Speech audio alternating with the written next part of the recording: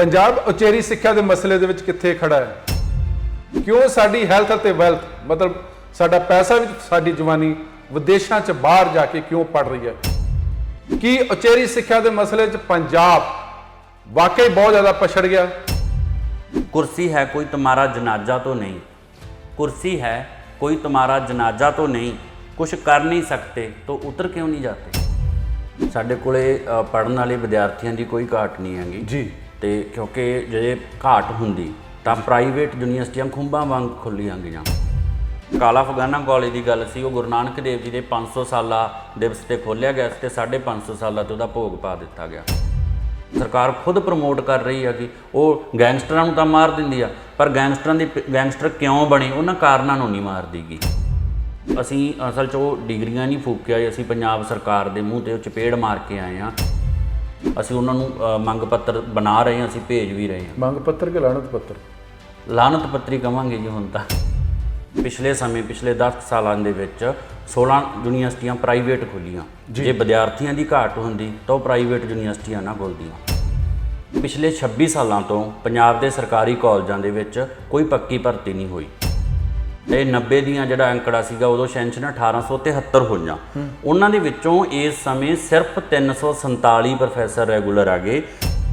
ਬਾਦਲ ਕੰਪਨੀਆਂ ਜਾਂ ਕੈਪਟਨ ਕੰਪਨੀਆਂ ਗਈਆਂ, ਇਹ ਜਿਹੜੀਆਂ ਵੱਡੀਆਂ ਅਡਾਨੀ ਅੰਬਾਨੀ ਕੰਪਨੀਆਂ ਗਈਆਂ, ਇਹ ਉਹਨਾਂ ਦੇ ਕਰਿੰਦੇ ਆ ਗਏ। ਪੰਜਾਬ ਦੀ ਹਾਇਰ ਐਜੂਕੇਸ਼ਨ ਨੂੰ ਜੋ ਪ੍ਰਾਈਵੇਟੇਸ਼ਨ ਨਾਂ ਦਾ ਰੋਗ ਲੱਗ ਚੁੱਕਾ, ਜਿਹਦੇ ਜ਼ਿੰਮੇਵਾਰ ਕਾਂਗਰਸ ਵੀ ਆ, ਅਕਾਲੀ ਵੀ ਆ। 55 ਲੱਖ ਦੇ ਕਰੀਬ ਘਰ ਆ ਗਏ ਤੇ 54.5 ਲੱਖ ਦੇ ਕਰੀਬ ਪਾਸਪੋਰਟ ਆ। ਤਾਂ ਉਹ ਮਤਲਬ ਉਹ ਇਹਨਾਂ ਸਰਕਾਰਾਂ ਦੀਆਂ ਇਹੋ ਜਿਹੀਆਂ ਬੇਰੁਖੀਆਂ ਕਰਕੇ ਹੀ ਹੈਗਾ। ਮੈਂ ਖੁਦ ਜਿਨ੍ਹਾਂ ਟੀਚਰਾਂ ਤੋਂ ਪੜ੍ਹਿਆ ਉਹਨਾਂ 'ਚੋਂ ਕੁਝ ਟੀਚਰ ਕੱਚੇ ਹੀ ਲੱਗੇ ਸੀ ਤੇ ਔਰ ਕੱਚੇ ਹੀ ਰਿਟਾਇਰ ਹੋ ਗਏ ਆ। ਕਿ ਦੁਨੀਆ ਤੇ ਕਿਸੇ ਨਹੀਂ ਰਹਿਣਾ, ਪਰ ਉਹ ਅਕਸਰ ਹੀ ਲੋਕ ਕਾਮਯਾਬ ਰਹਿੰਦੇ ਨੇ।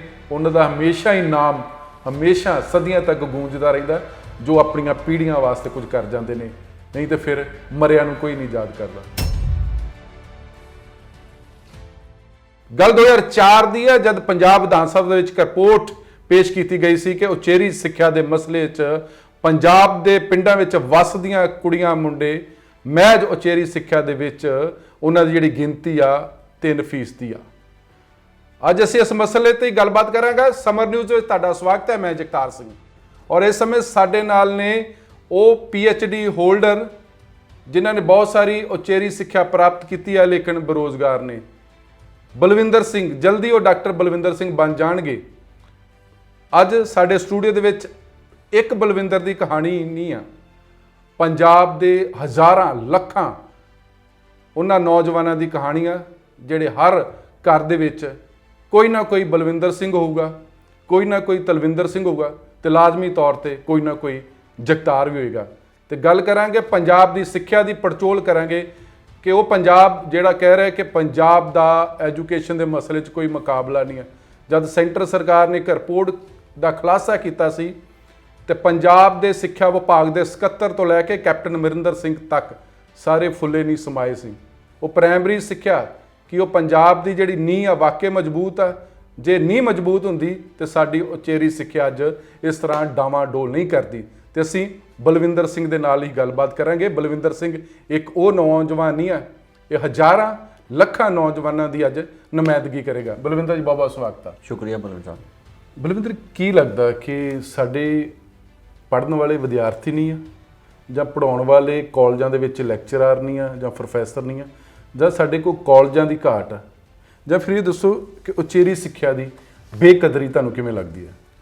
ਸਾਡੇ ਕੋਲੇ ਪੜ੍ਹਨ ਵਾਲੇ ਵਿਦਿਆਰਥੀਆਂ ਦੀ ਕੋਈ ਘਾਟ ਨਹੀਂ ਹੈਗੀ ਜੀ। ਤੇ ਕਿਉਂਕਿ ਜੇ ਘਾਟ ਹੁੰਦੀ ਤਾਂ ਪ੍ਰਾਈਵੇਟ ਯੂਨੀਵਰਸਿਟੀਆਂ ਖੁੰਬਾਂ ਵਾਂਗ ਖੁੱਲੀਆਂ ਗਈਆਂ ਜੀ। ਜਿਹੜੇ ਪ੍ਰਾਈਵੇਟ ਸੈਕਟਰ ਦਾ ਕੋਈ ਵੀ ਬੰਦਾ ਗਾ ਉਹ ਕਿਸੇ ਘਾਟੇ ਵਾਲੇ ਸੌਦੇ ਤੇ ਪੈਸਾ ਨਹੀਂ ਲਾਊਗਾ। ਤਾਂ ਪੰਜਾਬ ਦੇ ਵਿੱਚ ਪਿਛਲੇ 10 ਸਾਲਾਂ ਦੇ ਵਿੱਚ 16 ਯੂਨੀਵਰਸਿਟੀਆਂ ਪ੍ਰਾਈਵੇਟ ਖੁੱਲੀਆਂ। ਜੇ ਵਿਦਿਆਰਥੀਆਂ ਦੀ ਘਾਟ ਹੁੰਦੀ ਤਾਂ ਉਹ ਪ੍ਰਾਈਵੇਟ ਯੂਨੀਵਰਸਿਟੀਆਂ ਨਾ ਖੁੱਲਦੀਆਂ। ਮਤਲਬ ਜਿਹੜੇ ਗਰੀਬ ਲੋਕ ਨੇ, ਮਾਤੜ ਲੋਕ ਨੇ, ਜਾਂ ਜਿਹੜੇ ਸਰਕਾਰੀ ਕਾਲਜਾਂ ਦੇ ਵਿੱਚ ਕਿਉਂਕਿ ਫੀਸਾਂ ਘੱਟ ਨੇ, ਉਹ ਸਾਡੇ ਕੋਲ ਖੋਈ ਗਈ ਹੈ। ਜੀ। ਕਿਉਂਕਿ ਜੋ ਸਰਕਾਰੀ ਕਾਲਜਾਂ ਦੇ ਵਿੱਚ ਜਾਂ ਜੋ ਰੀਜਨਲ ਸੈਂਟਰ ਆ ਜਾਂ ਕੌਨਸਟੀਚੂਐਂਟ ਕਾਲਜ ਆ, ਉਹਨਾਂ ਦੇ ਵਿੱਚ ਮੈਨੂੰ ਲੱਗਦਾ ਹੈਗਾ ਕਿ ਗਰੀਬ ਕੁੜੀਆਂ ਜਾਂ ਗਰੀਬ ਮੁੰਡਿਆਂ ਦੀ ਜਾਂ ਦਲਿਤਾਂ ਦੀ, SC BC ਜਾਂ ST ਲੋਕਾਂ ਦੀ ਅੰਤਮ ਪੀੜ੍ਹੀ ਸ਼ਾਇਦ ਇਹ ਕਾਲਜਾਂ ਵਿੱਚ ਪੜ੍ਹ ਰਹੀ ਆ, ਜੋ ਕਾਲਜਾਂ ਦੇ ਵਿੱਚ ਹਾਲ ਹੈਗਾ। ਨਹੀਂ, ਕਾਲਜ ਕਿਸ ਪੱਖੋਂ ਖਾਲੀ ਲੱਗਦੇ ਹੈਗੇ ਨੇ? ਕਾਲਜਾਂ ਦੇ ਵਿੱਚ ਜੇ ਮੈਂ ਤੁਹਾਨੂੰ ਦੱਸਾਂ, ਪਿਛਲੇ 26 ਸਾਲਾਂ ਤੋਂ ਪੰਜਾਬ ਦੇ ਸਰਕਾਰੀ ਕਾਲਜਾਂ ਦੇ ਵਿੱਚ ਕੋਈ ਪੱਕੀ ਭਰਤੀ ਨਹੀਂ ਹੋਈ। ਪਿਛਲੀ ਭਰਤੀ 1995 ਚ ਹੋਈ ਸੀ।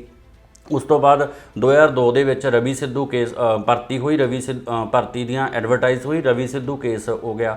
ਤਾਂ ਸਰਕਾਰ ਨੇ, ਕੋਰਟ ਨੇ ਰੋਕ ਲਗਾਈ। ਸਰਕਾਰ ਨੇ ਲੋਕਾਂ ਨੂੰ ਕਿੰਨਾ ਸਮਾਂ ਇਹੀ ਭਰਮ 'ਚ ਰੱਖਿਆ ਕਿ ਕੋਰਟ ਵੱਲੋਂ ਰੋਕ ਲਗਾਈ ਗਈ ਆ। ਹਾਲਾਂਕਿ ਕੋਰਟ ਵੱਲੋਂ ਸਿਰਫ ਉਹ ਜੋ ਘਪਲਾ ਹੋਇਆ ਸੀਗਾ ਉਸ ਪੋਸਟਾਂ ਉੱਪਰ ਰੋਕ ਸੀ, ਪਰ ਸਰਕਾਰ ਨੂੰ ਪੋਸਟਾਂ ਕੱਢਣ ਤੇ ਰੋਕ ਨਹੀਂ ਸੀਗੀ। ਸਰਕਾਰ ਕੋ ਪੈਸੇ ਹੈਗੇ, ਨੀਅਤ ਸਰਕਾਰ ਦੀ ਖਰਾਬ ਆ ਕਿ ਨੀਤੀ ਖਰਾਬ ਆ?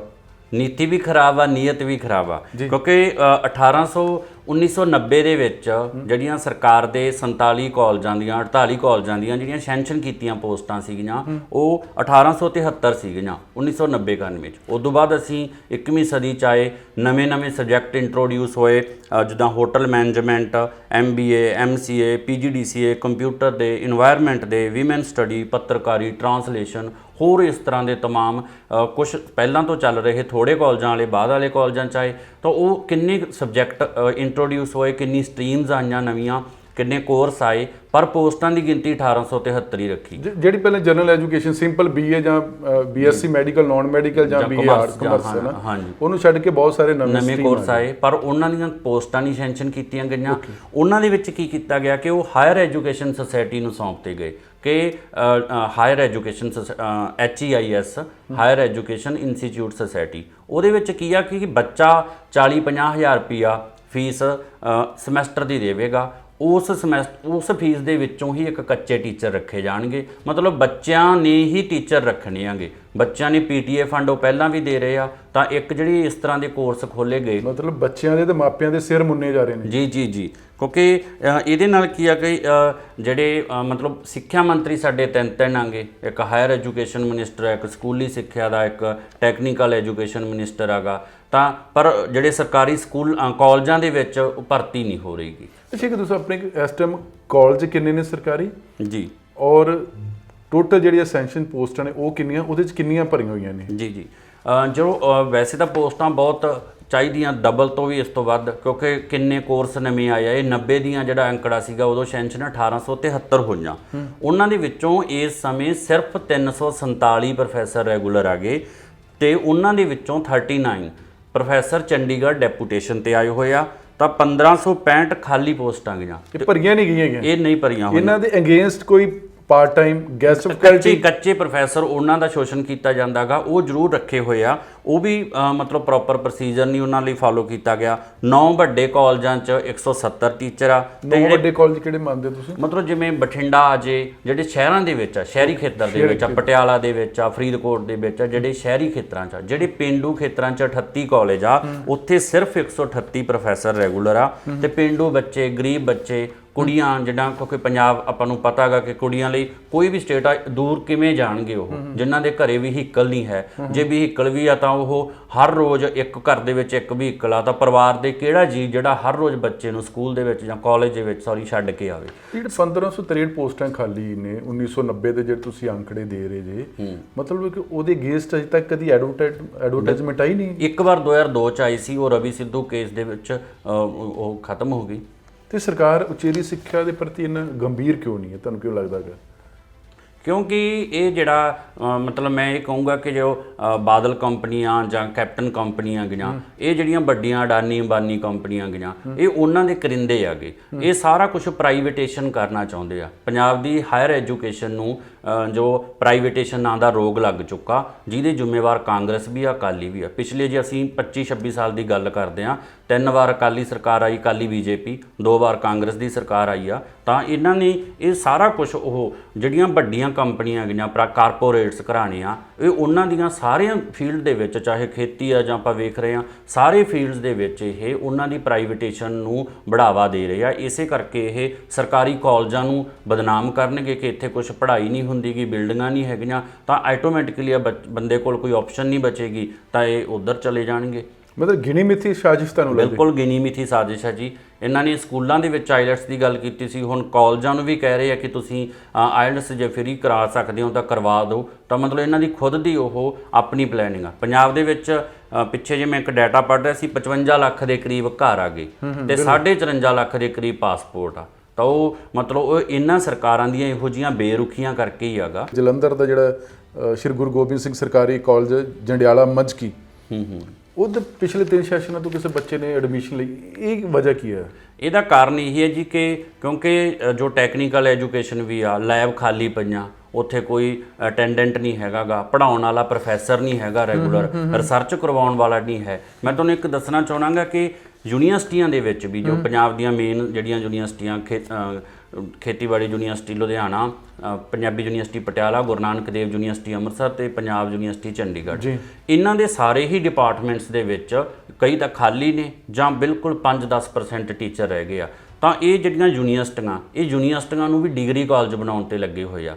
ਉਹ ਇੱਦਾਂ ਕਿ ਜਿਹੜੇ ਯੂਨੀਵਰਸਿਟੀਆਂ ਦੇ ਵਿੱਚ ਪ੍ਰੋਫੈਸਰ ਆ ਉਹ ਖੋਜ ਲਈ ਨੇ, ਯੂਨੀਵਰਸਿਟੀਆਂ ਜ਼ਿਆਦਾਤਰ ਖੋਜ ਲਈ ਹੁੰਦੀਆਂ। ਤਾਂ ਹੁਣ ਇਹਨਾਂ ਨੇ ਕੀ ਕੀਤਾ, ਖੋਜ ਰੈਗੂਲਰ ਟੀਚਰ ਹੀ ਕਰਵਾ ਸਕਦਾ ਗਾ। ਤੇ ਜਦੋਂ ਰੈਗੂਲਰ ਟੀਚਰ ਹੀ ਨਾ ਹੋਊ, ਗੈਸਟ ਫੈਕਲਟੀ ਹੋਊ ਜਾਂ ਹੋਰ ਕੱਚਾ ਪ੍ਰੋਫੈਸਰ ਹੋਊਗਾ, ਉਹਦੇ ਕੋਲ ਅਧਿਕਾਰ ਨਹੀਂ ਖੋਜ ਕਰਵਾਉਣ ਦਾ। ਤਾਂ ਜਿਹੜੇ ਕਾਲਜਾਂ ਦੇ ਵਿੱਚ ਰੈਗੂਲਰ ਪ੍ਰੋਫੈਸਰ ਸੀਗੇ ਜਿਨ੍ਹਾਂ ਨੇ ਖੁਦ PhD ਕਰੀ ਹੋਈ ਆ, MA ਪੜ੍ਹਾਉਂਦਿਆਂ ਨੂੰ 5 ਸਾਲ ਹੋ ਚੁੱਕੇ ਆ, ਉਹ ਵੀ PhD ਕਰਵਾਉਣ ਦੇ ਐਲੀਜੀਬਲ ਸੀਗੇ। ਪਰ ਜੇ ਉਹ ਹੋਣਗੇ ਹੀ ਨਹੀਂ, ਜਦੋਂ ਟੀਚਰ ਹੀ ਨਾ ਹੋਣਗੇ ਤਾਂ ਖੋਜ ਨਹੀਂ ਹੋਊਗੀ। ਤਾਂ ਜਦੋਂ ਖੋਜ ਨਹੀਂ ਹੋਊਗੀ ਤਾਂ ਯੂਨੀਵਰਸਿਟੀਆਂ ਜਿਹੜੀਆਂ ਉਹ ਇੱਕ ਡਿਗਰੀ ਕਾਲਜ ਦਾ ਰੂਪ ਹੀ ਰਹਿ ਗਈਆਂ ਕਿ ਤੁਸੀਂ ਉੱਥੇ BSc ਜਾਂ MA ਕਰ ਲਓ। ਜਿਹੜੇ ਕਾਲਜ ਆ ਉਹ ਖੰਡਰ ਬਿਲਡਿੰਗਾਂ 'ਚ ਤਬਦੀਲ ਹੋਣਗੇ, ਯੂਨੀਵਰਸਿਟੀ ਕਾਲਜ ਬਣ ਜਾਣਗੇ। ਯੂਨੀਵਰਸਿਟੀਆਂ ਤੁਸੀਂ ਮਹਿਸੂਸ ਕਰਦੇ ਹੋ? ਜੀ। ਅੱਛਾ, ਇੱਕ ਹੋਰ ਤੁਹਾਨੂੰ ਕੀ ਲੱਗਦਾ ਕਿ ਜਿਹੜੀ ਮਾਤ ਭਾਸ਼ਾ ਉਹਦੀ ਵੀ ਤੁਹਾਨੂੰ ਲੱਗਦਾ ਕਿ ਅਣਦੇਖੀ ਜਾਂ ਬੇਕਦਰੀ ਹੋ ਰਹੀ ਹੈ? ਬਿਲਕੁਲ ਜੀ। ਜਿਵੇਂ ਤੁਸੀਂ ਜਾਣਦੇ ਹੋ ਕਿ ਜਦੋਂ ਭਾਰਤ ਦੇ ਵਿੱਚ ਆਜ਼ਾਦੀ ਤੋਂ ਬਾਅਦ ਸੂਬਿਆਂ ਦਾ ਗਠਨ ਹੋਇਆ, ਭਾਸ਼ਾ ਦੇ ਨਾਂ ਤੇ ਹੋਇਆ। ਤਾਮਿਲ ਬੋਲਦਾ ਤਾਮਿਲਨਾਡੂ, ਬੰਗਾਲੀ ਬੋਲਦੇ ਬੰਗਾਲ, ਪੰਜਾਬੀ ਹਰਿਆਣਾ ਬੋਲਦਾ ਹਰਿਆਣਵੀ ਬੋਲਦਾ ਹਰਿਆਣਾ, ਤੇ ਪੰਜਾਬੀ ਬੋਲਦਾ ਪੰਜਾਬ। ਤੇ ਪੰਜਾਬ ਦੇ ਵਿੱਚ ਕੀ ਹਾਲਤ ਹੈਗੀ, ਪੰਜਾਬ ਦੇ ਵਿੱਚ 248 ਸਰਕਾਰੀ ਕਾਲਜਾਂ 'ਚ 248 ਦੇ ਕਰੀਬ ਸਰਕਾਰੀ ਪੋਸਟਾਂ ਗਈਆਂ। 48 ਕਾਲਜਾਂ 'ਚ 248 ਕਿਸ ਦੇ? ਪੰਜਾਬੀ ਦੀਆਂ। ਤੇ ਪੜ੍ਹਾ ਸਿਰਫ 18 ਟੀਚਰ ਰਹੇ ਆ। ਤਾਂ ਮਤਲਬ ਇੱਕ ਪ੍ਰੋਫੈਸਰ ਦੇ ਜੇ 3 ਟੋਟੇ ਕਰ ਲਏ ਜਾਣ ਤਾਂ ਉਹ ਇੱਕ ਕਾਲਜ ਨੂੰ ਦਿੱਤਾ ਜਾ ਸਕਦਾ। 0.37 ਇੱਕ ਕਾਲਜ ਨੂੰ ਪੰਜਾਬੀ ਦਾ ਪ੍ਰੋਫੈਸਰ ਪੜ੍ਹਾ ਰਿਹਾ ਗਾ। ਤਾਂ MA ਕਰਵਾਉਣ ਲਈ ਵੀ ਘੱਟੋ ਘੱਟ MA ਪੰਜਾਬੀ ਕਰਵਾਉਣ ਲਈ ਘੱਟੋ ਘੱਟ 4 ਪ੍ਰੋਫੈਸਰਾਂ ਦੀ ਲੋੜ ਆ ਇੱਕ ਕਾਲਜ ਦੇ ਵਿੱਚ।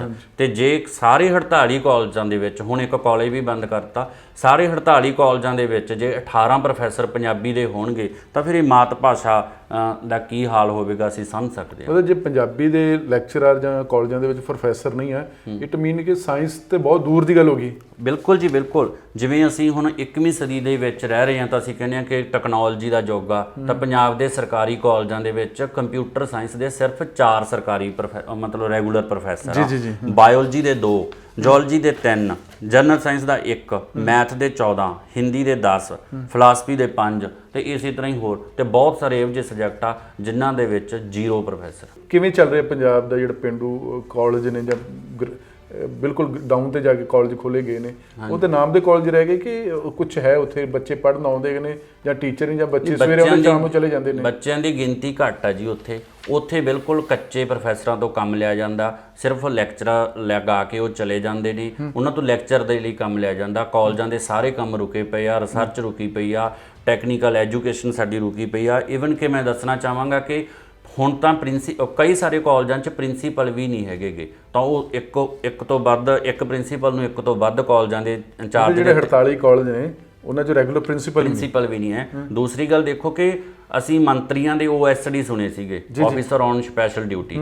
ਤਾਂ ਅਸੀਂ ਮੰਤਰੀਆਂ ਦੇ ਸੁਣੇ ਸੀਗੇ। ਹੁਣ ਕਾਲਜਾਂ ਦੇ ਪ੍ਰਿੰਸੀਪਲਾਂ ਦੀ ਜਗ੍ਹਾ ਤੇ ਜਿਹੜੇ ਖਾਲੀ ਪਏ ਆ ਉੱਥੇ OSD ਲਗਾਉਣੇ ਸ਼ੁਰੂ ਕਰਤੇ ਆ ਕਿ ਕੋਈ ਆਫੀਸਰ ਕਿਸੇ ਹੋਰ ਮਹਿਕਮੇ ਦਾ ਜਾਂ ਫਿਰ ਕੋਈ ਰਿਟਾਇਰ ਹੋਇਆ ਹੋਇਆ ਪਰਸਨ ਉਹ ਕਾਲਜ ਦੇ ਵਿੱਚ ਆ ਕੇ ਫਾਈਲਾਂ ਦੇ ਢੇਰ ਦੇ ਉੱਪਰ ਸਾਈਨ ਕਰਕੇ ਚਲਾ ਜਾਇਆ ਕਰੂਗਾ ਤੇ 1500 ਰੁਪਈਆ ਉਹਨੂੰ ਦਿਹਾੜੀ ਦੇ ਦਿਆ ਕਰਾਂਗੇ। ਤਾਂ ਪ੍ਰਿੰਸੀਪਲ ਦੀ ਇਹ ਹਾਲਤ ਆ। ਤਾਂ ਜੇ ਮੈਂ ਤੁਹਾਨੂੰ ਮਤਲਬ ਪ੍ਰਿੰਸੀਪਲ ਦੀ ਅਬੋਲਿਸ਼ ਨੈਕਸਟ ਟਾਈਮ ਅਬੋਲਿਸ਼ ਹੋ ਜਾਏਗੀ ਪੋਸਟ? ਜੀ ਮਤਲਬ ਉੱਥੇ ਮੈਨੇਜਰ ਭਰਤੀ ਹੋ ਗਏ ਨੇ? ਜੀ। ਇੱਦਾਂ ਹੀ ਲਾਇਬ੍ਰੇਰੀਅਨ ਜੇ 48 ਕਾਲਜਾਂ ਦੇ ਵਿੱਚੋਂ 32 ਪੋਸਟਾਂ ਖਾਲੀ ਪਈਆਂ ਤੇ ਰਜਿਸਟਰਰ ਜਿਹੜੇ ਲਾਇਬ੍ਰੇਰੀਅਨ ਦੇ ਵਿੱਚ ਆ ਉਹਨਾਂ ਦੀਆਂ ਪੋਸਟਾਂ ਖਾਲੀ ਪਈਆਂ, ਦਰਜਾ 4 ਦੀਆਂ ਖਾਲੀ ਪਈਆਂ, ਕਲਰਕਾਂ ਦੇ ਅੱਗੇ ਫਾਈਲਾਂ ਦੇ ਢੇਰ ਜਮ੍ਹਾਂ ਹੋ ਜਾਂਦੇ, ਉਹਨਾਂ ਦੀ ਗਿਣਤੀ ਥੋੜ੍ਹੀ ਹੈਗੀ। ਲੈਬ ਦੇ ਵਿੱਚ ਕੋਈ ਉਹਨਾਂ ਨੂੰ ਬੱਚਿਆਂ ਨੂੰ ਪ੍ਰਯੋਗ ਕਰਾਉਣ ਵਾਲਾ ਨਹੀਂ ਹੈਗਾ ਗਾ। ਤਾਂ ਕੀ ਤੁਸੀਂ ਇਮੇਜਿਨ ਕਰ ਸਕਦੇ ਹੋ। ਅੱਛਾ, ਇੱਕ ਹੋਰ ਜਿਹੜਾ ਆਪਾਂ ਗੱਲ ਕਰੀਏ ਗੈਸਟ ਫੈਕਲਟੀ ਜਾਂ ਪਾਰਟ ਟਾਈਮਰ ਜਾਂ ਠੇਕੇ ਦੇ ਅਧੀਨ ਕੰਮ ਕਰੇ ਪ੍ਰੋਫੈਸਰ, ਇਹਨਾਂ ਦੀ ਗਿਣਤੀ ਜ਼ਿਆਦਾ ਕਿ ਵੀ ਨਾ ਮਾਤਰ ਹੈ ਕਿ ਸਰਕਾਰ ਪਹਿਲਾਂ ਪੈਸਾ ਦੇਖਦੀ ਹੈਗੀ ਗੈਸਟ ਫੈਕਲਟੀ ਰੱਖਣਾ ਕਿ ਨਹੀਂ ਰੱਖਣਾ ਹੈਗਾ? ਨਹੀਂ, ਇਹਨਾਂ ਦੀ ਗਿਣਤੀ ਇਸ ਟਾਈਮ ਮੇਰੇ ਖਿਆਲ 962 ਹੈ ਪੰਜਾਬ ਦੇ ਵਿੱਚ। ਤਾਂ ਉਹ ਕੀ ਕਰਦੇ ਆ ਕਿ ਜਦੋਂ ਉਸ ਤੋਂ ਪਹਿਲਾਂ ਪਾਰਟ ਟਾਈਮਰ ਰੱਖੇ ਗਏ ਆ 96 ਤੋਂ ਬਾਅਦ 2002 ਤੱਕ ਪਾਰਟ ਟਾਈਮਰ, ਉਹ ਕੀ ਕਰਦੇ ਕਿ ਜਦੋਂ ਕੋਈ ਇੱਕ ਟੀਚਰ ਇੱਕ ਯੂਨੀਅਨ ਬਣ ਜਾਂਦੀ ਆ ਤਾਂ ਉਦੋਂ ਉਹਦੀ ਟਰਮ ਬਦਲ ਦਿੰਦੇ ਆ। ਮਤਲਬ ਇਹਨਾਂ ਨੇ ਕਾਲਜਾਂ ਦੇ ਵਿੱਚ, ਸਾਰੇ ਕਾਲਜਾਂ ਦੇ ਵਿੱਚ ਪੜ੍ਹਾਉਣ ਵਾਲੇ ਉਹੀ ਨੇ, ਸਬਜੈਕਟ ਉਹੀ ਆ, ਇੱਕੋ ਜਿਹੀ ਸਬਜੈਕਟ, ਇੱਕੋ ਕੋਰਸ ਆ, ਰੈਗੂਲਰ ਟੀਚਰ ਨੇ, ਫਿਰ ਉਸ ਤੋਂ ਬਿਨਾਂ temporary teacher, part timer teacher, ad hoc teacher, guest faculty ਦੀਆਂ ਕਿਸਮਾਂ ਕਰ ਦਿੰਦੇ ਆ ਕਿ ਇਹ PTA ਫੰਡ ਚੋਂ ਆ, ਇਹ ਸਰਕਾਰੀ ਫੰਡ ਚੋਂ ਆ, ਇਹ ਇਸ ਸਕੀਮ ਦੇ ਅਧੀਨ ਆਏ ਆ। ਇੰਸਟਰਕਟਰ, ਕਾਲਜਾਂ ਦੇ ਪ੍ਰੋਫੈਸਰ ਦੀ ਪੋਸਟ ਨੂੰ ਇੰਸਟਰਕਟਰ ਦਾ ਦਰਜਾ ਵੀ ਇਹਨਾਂ ਨੇ ਦਿੱਤਾ ਹੋਇਆ ਕਿ ਸਿਰਫ ਕਲਾਸ ਇੰਸਟਰਕਟ ਕਰਨੀ ਆ। ਮਤਲਬ ਇਸ ਤਰ੍ਹਾਂ ਇਹਨਾਂ ਨੇ ਕੈਟਾਗਰਾਈਜ਼ ਬਣਾ ਕੇ ਕੀਤਾ ਹੋਇਆ। ਸ਼ੋਸ਼ਣ ਕਰਨ ਦੇ ਸਾਰੇ ਢੰਗ ਇਹਨਾਂ ਨੇ। ਪਰ ਸਰਕਾਰ ਤੇ ਬੜੇ ਦਾਅਵੇ ਕਰਦੀ ਕਿ ਨਵੇਂ ਸਰਕਾਰੀ ਕਾਲਜ ਵੀ ਖੋਲ੍ਹਣੇ ਹੈਗੇ ਜੀ, ਉਹ ਖੋਲ੍ਹੇ ਵੀ ਹੈ ਜੀ? ਉਹ ਸਿਰਫ ਕਾਗਜ਼ਾਂ 'ਚ ਖੋਲ੍ਹੇ ਗਏ ਆ। 16 ਕਾਲਜਾਂ ਦੀ ਗੱਲ ਹੋਈ ਸੀ ਪਹਿਲਾਂ, ਤਾਂ 50 ਦੀ ਗੱਲ ਕਰਦੇ ਸੀਗੇ, ਹੋਰ ਗੱਲ ਕਰਦੇ ਸੀ। ਉਹਨਾਂ ਦੇ ਵਿੱਚੋਂ ਕੀ ਮੈਂ ਤੁਹਾਨੂੰ ਇੱਕ ਮਿੰਟ ਦੱਸਣਾ ਚਾਹਾਂਗਾ ਜੀ ਕਿ ਜੋ ਨਵੇਂ ਕਾਲਜ ਖੋਲ੍ਹਣ ਦੀ ਗੱਲ ਕਰਦੇ ਆ, ਗੁਰੂ ਗੋਬਿੰਦ ਸਿੰਘ ਕਾਲਜ ਜੰਡਿਆਲਾ ਮੰਜਕੀ ਜਲੰਧਰ ਚੱਲ ਰਿਹਾ ਕਾਲਜ, ਉਹ ਗੁਰੂ ਨਾਨਕ ਦੇਵ ਯੂਨੀਵਰਸਿਟੀ ਨੂੰ ਦੇਤਾ। ਰੀਜਨਲ ਸੈਂਟਰ ਮੋਹਾਲੀ ਬੰਦ ਕਰ ਦਿੱਤਾ ਗਿਆ। ਨੇਬਰਹੁੱਡ ਕੈਂਪਸ ਰਾਮਪੁਰਾ ਬੰਦ ਕਰ ਦਿੱਤਾ ਗਿਆ। ਤੇ ਖੇਡ ਕੇਂਦਰਾਂ ਦੇ ਨਾਂ ਦੇ ਉੱਤੇ 2 ਕਾਲਜ ਆ, ਸਰਕਾਰੀ sports and arts college Jalandhar ਤੇ ਸਰਕਾਰੀ ਗੁਰੂ ਨਾਨਕ ਕਾਲਜ ਕਾਲਾ ਅਫਗਾਨਾ, ਜਿਹੜਾ ਕਿ ਸਿੱਖਿਆ ਮੰਤਰੀ ਬਾਜਵਾ ਜੀ ਦੇ ਫਤਿਹਗੜ੍ਹ ਚੂੜੀਆਂ ਇਲਾਕੇ ਦਾ ਕਾਲਜ ਸੀਗਾ, ਇੱਕੋ ਇੱਕ ਸਰਕਾਰੀ, ਉਹ ਖੇਡ ਕੇਂਦਰਾਂ 'ਚ ਤਬਦੀਲ ਕਰ ਦਿੱਤੇ ਕਿ ਅਸੀਂ ਖੇਡਾਂ ਨੂੰ ਬੜਾਵਾ ਦੇਣਾ। ਤਾਂ ਉਹ ਐਜੂਕੇਸ਼ਨ ਵੀ ਮਤਲਬ ਖੇਡਾਂ ਨੂੰ ਜ਼ਰੂਰ ਬੜਾਵਾ ਦਿਓ। ਕਿ ਉਹਨਾਂ ਕਾਲਜਾਂ 'ਚ ਐਜੂਕੇਸ਼ਨ ਖੇਡਾਂ ਨਹੀਂ ਖਿਡਾਈਆਂ ਜਾ ਸਕਦੀਆਂ ਜਾਂ ਨਵਾਂ ਨਹੀਂ ਬਣਾਇਆ ਜਾ ਸਕਦਾ ਸੀ, ਤਾਂ ਇਹ ਇੱਦਾਂ ਕਰ ਰਹੇ। ਜਿਹੜੇ 16 ਕਾਲਜਾਂ ਦੀ ਗੱਲ ਵੀ ਸੀਗੀ, 160 ਉਹਨਾਂ 'ਚ ਕਹਿੰਦੇ ਸੀਗੇ ਕਿ ਅਸੀਂ ਭਰਤੀ ਕਰਾਂਗੇ, ਤਾਂ ਉਹ ਕੁਝ ਨਹੀਂ ਕੀਤਾ ਗਿਆ ਗਾ।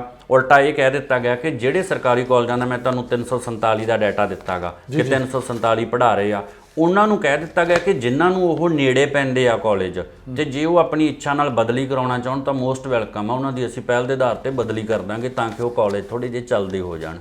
ਤਾਂ ਇਹ ਮਤਲਬ ਇਹਨਾਂ ਇਸ ਤੋਂ ਬਿਨਾਂ ਇਹਨਾਂ ਨੇ ਕੀ ਕੀਤਾ ਕਿ ਜੋ ਬੱਚੇ ਵੱਲੋਂ PTA ਫੰਡ ਦਿੱਤਾ ਜਾਂਦਾ, ਉਹ ਬੱਚਿਆਂ ਦੀ ਭਲਾਈ ਲਈ ਜਾਂ ਉਹਨਾਂ ਦੀਆਂ ਡਿਵੈਲਪਮੈਂਟ ਲਈ ਵਰਤਿਆ ਜਾਣਾ ਹੁੰਦਾ। ਸਰਕਾਰ ਨੇ ਕਹਿਤਾ ਕਿ ਸਰਕਾਰੀ ਜਿਹੜੇ ਕਾਲਜਾਂ 'ਚ ਫੰਡ ਪਿਆ ਉਹ ਬੱਚਿਆਂ ਦਾ, ਉਹ 5 ਲੱਖ ਆਪਦੇ ਕੋਲ ਰੱਖ ਲਓ, ਬਾਕੀ ਸਾਰਾ ਸਾਨੂੰ ਦੇ ਦਿਓ, ਅਸੀਂ ਇਹ 16 ਕਾਲਜਾਂ ਤੇ ਲਗਾਉਣਾਗਾ।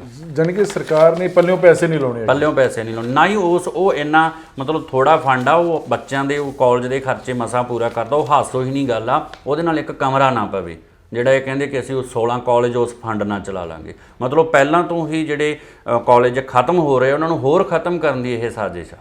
ਅੱਛਾ, ਇੱਕ ਜਿਹੜੇ ਸਰਕਾਰੀ ਕਾਲਜ 'ਚ ਰੈਗੂਲਰ ਜਿਹੜੇ 931 ਮੰਨੇ ਗਏ ਰੈਗੂਲਰ ਪ੍ਰੋਫੈਸਰ ਭਰਤੀ ਕਰਨੇ, ਸਰਕਾਰ ਨੇ ਦਾਅਵਾ ਕੀਤਾ, ਉਹ ਕਿਸ ਚੀਜ਼ ਦਾ ਰੇੜਕਾ ਹੈਗਾ ਕਿ ਐਵੇਂ ਸਰਕਾਰ ਨੇ ਡਰਾਮਾ ਹੀ ਕੀਤਾ? ਉਹ ਸਿਰਫ ਡਰਾਮਾ ਕੀਤਾ ਜੀ। ਅਸੀਂ ਪਿਛਲੇ 15-20 ਸਾਲ ਤੋਂ ਹਰ ਇੱਕ ਜਦੋਂ ਇਲੈਕਸ਼ਨ ਈਅਰ ਆਉਂਦਾ ਹੈਗਾ ਤਾਂ ਉਦੋਂ ਇਸ ਤਰ੍ਹਾਂ ਦੀਆਂ ਗੱਲਾਂ ਹੁੰਦੀਆਂ, ਜਿੱਦਾਂ 16 ਕਾਲਜ ਖੋਲ੍ਹਣ ਦੀ ਗੱਲ ਆ ਜਾਂ ਇੱਕ ਨਵੀਂ ਯੂਨੀਵਰਸਿਟੀ, ਕਿਉਂਕਿ ਗੁਰੂ ਨਾਨਕ ਦੇਵ ਜੀ ਦੇ ਜਿਹੜਾ ਕਾਲਾ ਅਫਗਾਨਾ ਕਾਲਜ ਦੀ ਗੱਲ ਸੀ, ਉਹ ਗੁਰੂ ਨਾਨਕ ਦੇਵ ਜੀ ਦੇ 500 ਸਾਲਾ ਦਿਵਸ ਤੇ ਖੋਲ੍ਹਿਆ ਗਿਆ ਸੀ ਤੇ 550 ਸਾਲਾਂ ਤੇ ਉਹਦਾ ਭੋਗ ਪਾ ਦਿੱਤਾ ਗਿਆ।